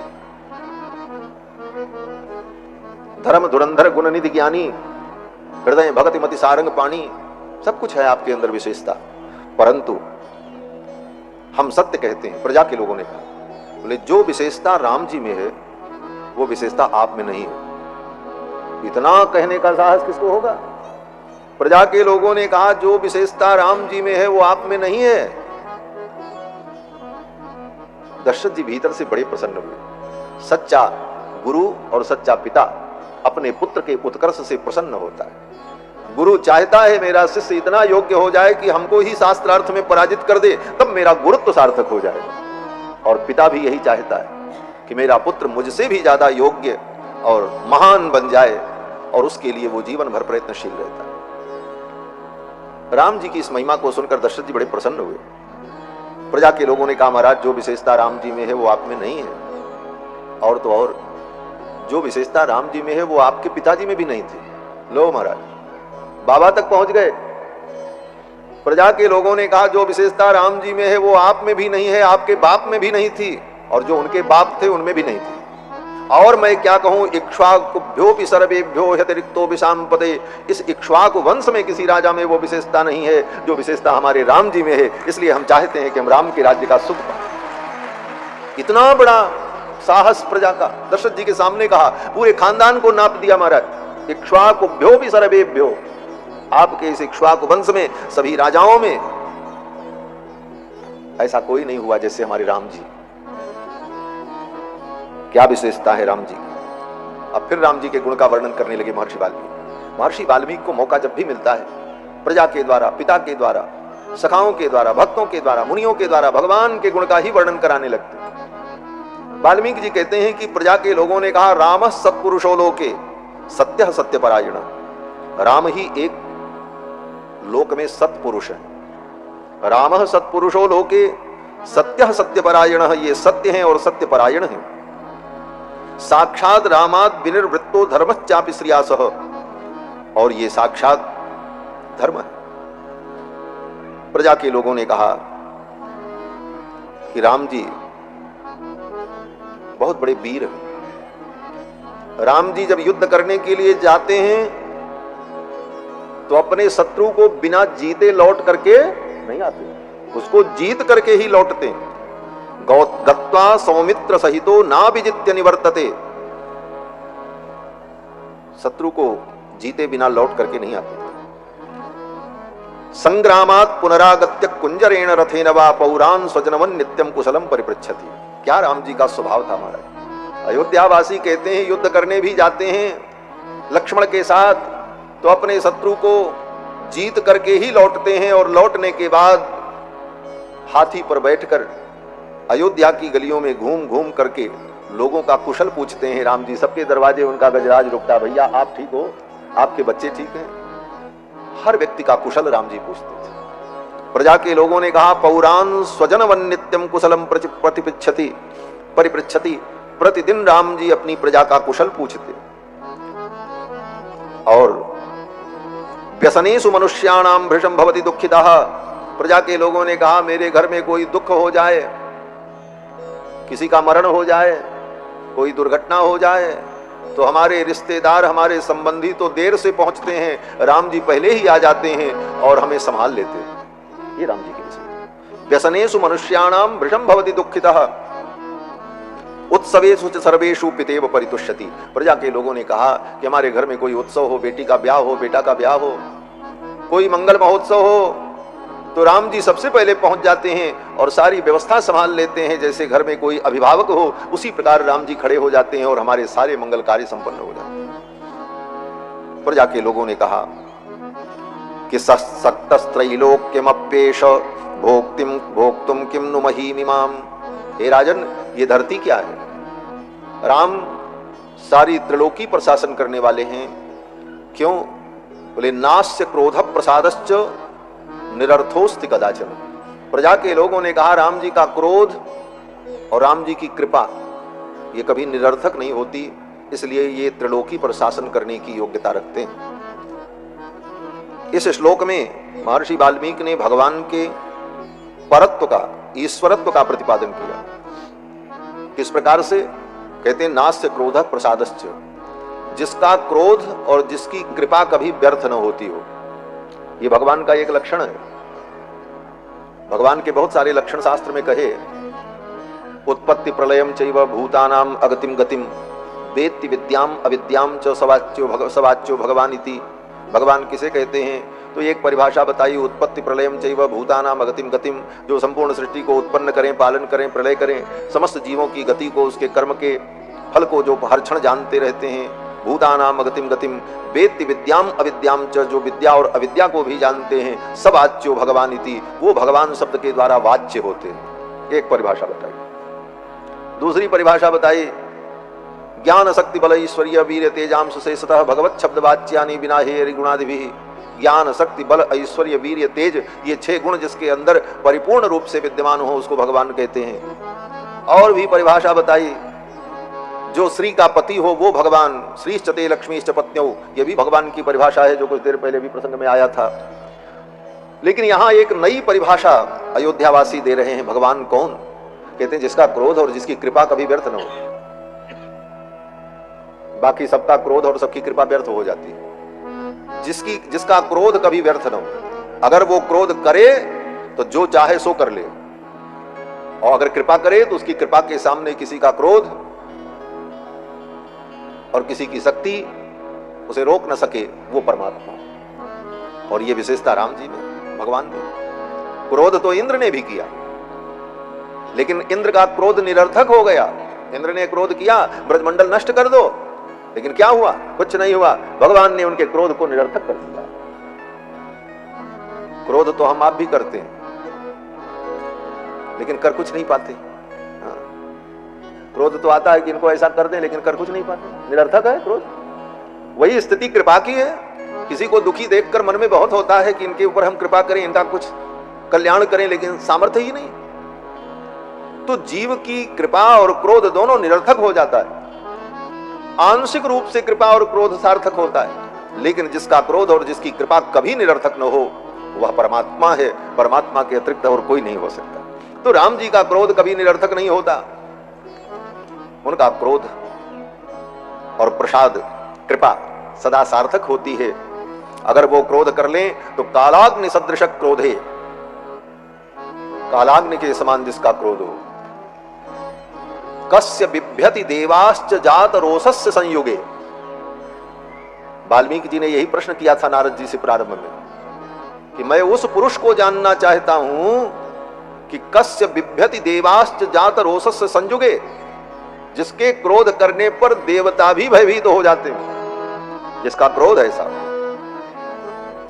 कैसा क्रोध हो? बोले कालाग्नि सदृश क्रोधे, कालाग्नि के समान जिसका क्रोध हो। और क्षमया पृथ्वी समाह, जो पृथ्वी के समान क्षमाशील हो। जिसका क्रोध और जिसकी कृपा कभी निरर्थक नहीं होती, वो भगवान। अयोध्यावासियों ने कहा राम का क्रोध और इनकी कृपा कभी निरर्थक नहीं होती। मानो इन गुणों के वर्णन के माध्यम से ही अयोध्यावासियों ने राम जी के परत्व का, उनके ईश्वरत्व का निर्णय कर दिया। और आगे तो और स्पष्ट कह दिया। अयोध्यावासियों ने कहा तमेवं गुण संपन्नम, इन गुणों से संपन्न जो राम जी हैं, तमेवं गुण संपन्नम रामम सत्य पराक्रमम, जो सत्य पराक्रम है, लोकपालोपमम नाथम, जो समस्त लोकों का पालन करने वाले हैं, सबके नाथ हैं। इनको आप राज्य देंगे? ना ना, ये धरती ही इनका वर्ण करना चाहती है। अकामयति मेदनी, ये मेदनी इनको पति रूप में वर्ण करना चाहती है। भगवान की 2 पत्नियों का वर्णन है वेद में। श्रीश्चते लक्ष्मीश्च पत्न्यौ, 2 वचन का प्रयोग। श्री देवी और भूदेवी। चल संपत्ति की स्वामिनी लक्ष्मी और अचल संपत्ति की स्वामिनी भूदेवी। ये भूदेवी और श्री देवी ये दोनों भगवान की पत्नी। तो श्री देवी तो आ गई भगवान की सीता जी के रूप में। राघवत्वे भवत सीता रुक्मिणी कृष्ण जन्मनी अन्य स्वतारेषु विष्णु रेशान पायिनी। अब भूदेवी भी भगवान का वर्ण करना चाहती हैं। इसलिए प्रजा के लोग कहते हैं लोकपालोपमम नाथम अकामयति मेदिनी। ये मेदिनी भगवान को अपना नाथ बनाना चाहती। जैसे जानकी ने राम जी को अपना नाथ बना लिया, ये जानकी नाथ हो गए, उसी तरह यह मेदिनी, ये धरती भूदेवी भी उनको अपना नाथ बनाना चाहती है, वर्ण करना चाहती है। प्रजा की इन बातों को सुनकर दशरथ जी महाराज बड़े प्रसन्न हो। प्रजा के लोगों ने कहा प्रतिदिन हम लोग पूजा करते हैं, देवताओं की आराधना करते हैं, तो अंत में जब पुष्पांजलि करते हैं तो यही प्रार्थना करते हैं कि हमने आपकी पूजा की और इसका फल हमको यही चाहिए कि हमारे राम जी राजा बन जाएं और हम राम राज्य का सुख अनुभव करें। प्रजा यही मांगती थी देवताओं से, अपने इष्ट से।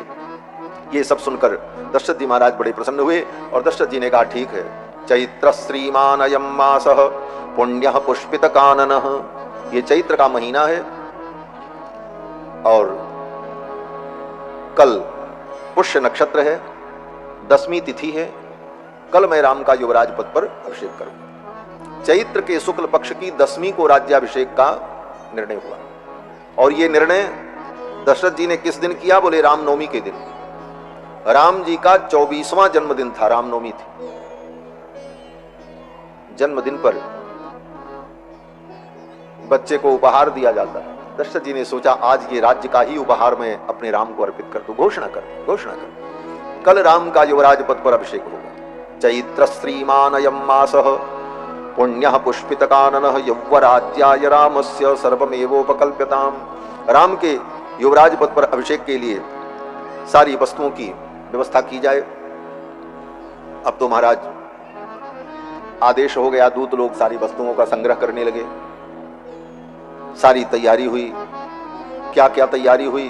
बोले शुक्लमाल्यानि लाजाश्च पृथक्ष मधुसर्पिषी, श्वेत पुष्पों की मालाएं, लाजा, मधुसर्पिषी, घी और मधु, और अहतानि च भासांसी रथम सर्वायुधान्यपि, नूतन नवीन वस्त्र, आयुधों से युक्त रथ, चामर व्यजने चोभे ध्वजम छत्रम च पांडुरम, चामर ध्वज, श्वेत रंग का छत्र, और अभिषेक के लिए स्वर्ण कलश और अनेक वस्तुएं जो अभिषेक में लगती हैं, उन सारी वस्तुओं का संग्रह प्रारंभ हुआ।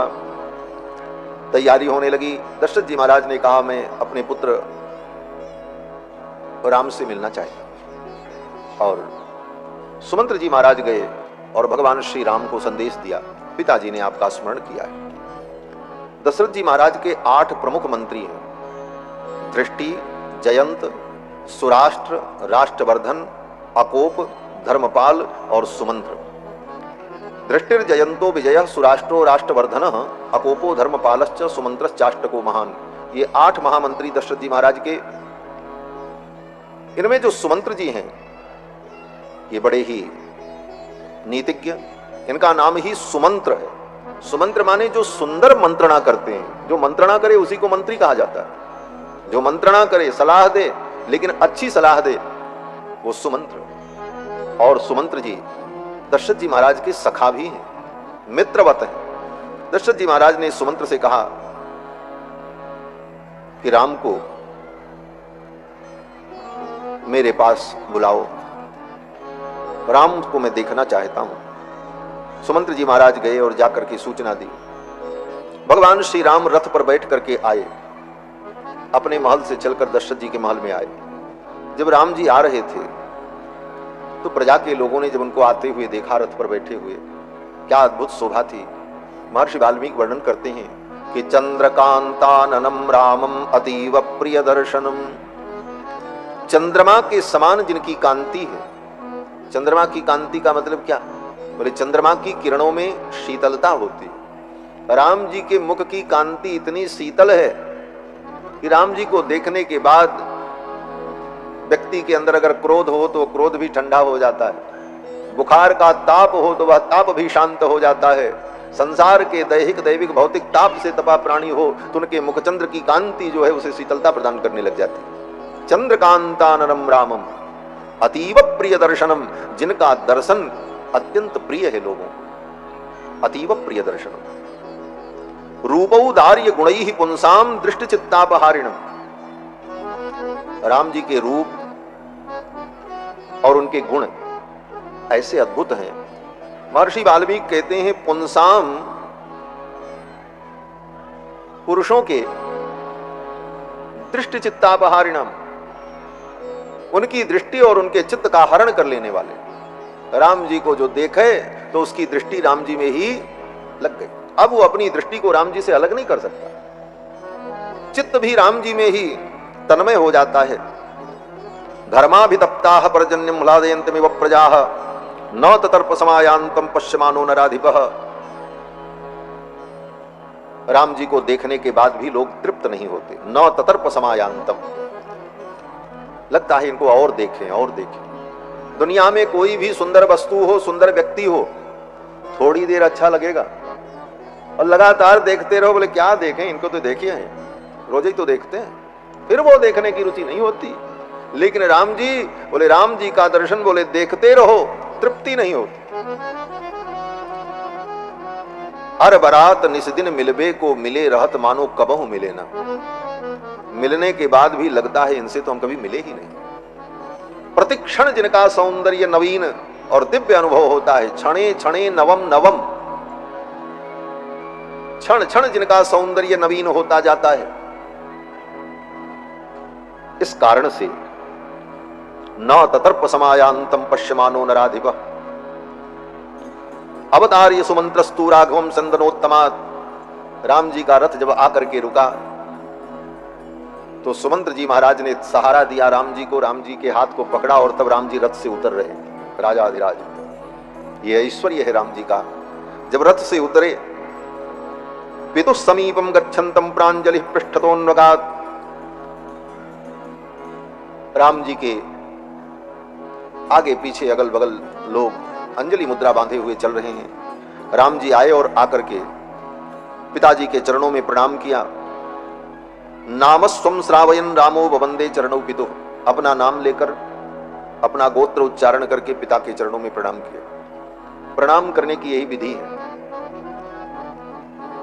गोत्र नाम लेकर के ही प्रणाम करना चाहिए। हमारा गोत्र क्या है, नाम क्या है, ये कहते हुए आचार्य के चरणों में प्रणाम करना। ये प्रणाम करने की विधि यज्ञोपवीत संस्कार जब होता है तब सिखाई जाती है। सामान्य जन के लिए तो सामान्य प्रणाम का विधान है, सामान्यतया किसी को प्रणाम कर लो। लेकिन ब्राह्मण क्षत्रिय वैश्य 3 वर्ण के जो पुरुष हैं उनको उपनयन संस्कार में ही यह शिक्षा दी जाती है कि अपने से श्रेष्ठ को प्रणाम करना हो तो कैसे प्रणाम करो। कश्यप सगोत्रः काश्यपावत्सारणै ध्रुयेति त्रिप्रवरः सामवेदांतर कौथुमी शाखाध्यायी राघव शर्माहम भो आचार्य त्वामहम अभिवादये। ये अभिवादन की विधि। राम जी जब भी पिताजी को प्रणाम करते हैं तो इसी विधि से प्रणाम करते हैं, गुरु जी को प्रणाम करते हैं तो इसी विधि से प्रणाम करते हैं। नाम स्वम श्रावयन रामो वंदे चरणौ पितुः। पिताजी ने उठा करके हृदय से लगा लिया, आशीर्वाद दिया। और फिर दशरथ जी ने कहा, राम कल तुम्हारा युवराज पद पर मैं अभिषेक करना चाहता हूं और ये कार्य कल संपन्न हो जाए। गुरुदेव जो आज्ञा दें उन नियमों का तुम पालन करो। राम जी ने कहा, जैसी आपकी आज्ञा। लक्ष्मण जी साथ में ही थे। भगवान श्री राम वहां से पिताजी को प्रणाम करके विदा हुए। तब तक दशरथ जी महाराज ने फिर से सुमंत्र जी से कहा कि एक बार राम को फिर मेरे पास बुला के लाओ। फिर राम जी आए, दोबारा आए तो फिर प्रणाम किया। अभी प्रणाम करके गए ही थे। अपने से श्रेष्ठ जनों के पास जितनी बार जाए उतनी बार प्रणाम करना चाहिए। प्रणाम करने से 4 चीजें बिना प्रयास के ही प्राप्त हो जाती हैं। अभिवादनशीलस्य नित्यं वृद्धोपसेविनः चत्वारि तस्य वर्धन्ते आयुर्विद्या यशो बलम। आयु, विद्या, यश और बल की वृद्धि होती। राम जी ने प्रणाम किया और दशरथ जी ने कहा, राम मैं चाहता हूं कि कल तुम्हारा अभिषेक हो जाए। मेरे जीवन का कोई ठिकाना नहीं है। रात्रि में मुझे ठीक से नींद नहीं आती और नींद आती है तो बहुत भयंकर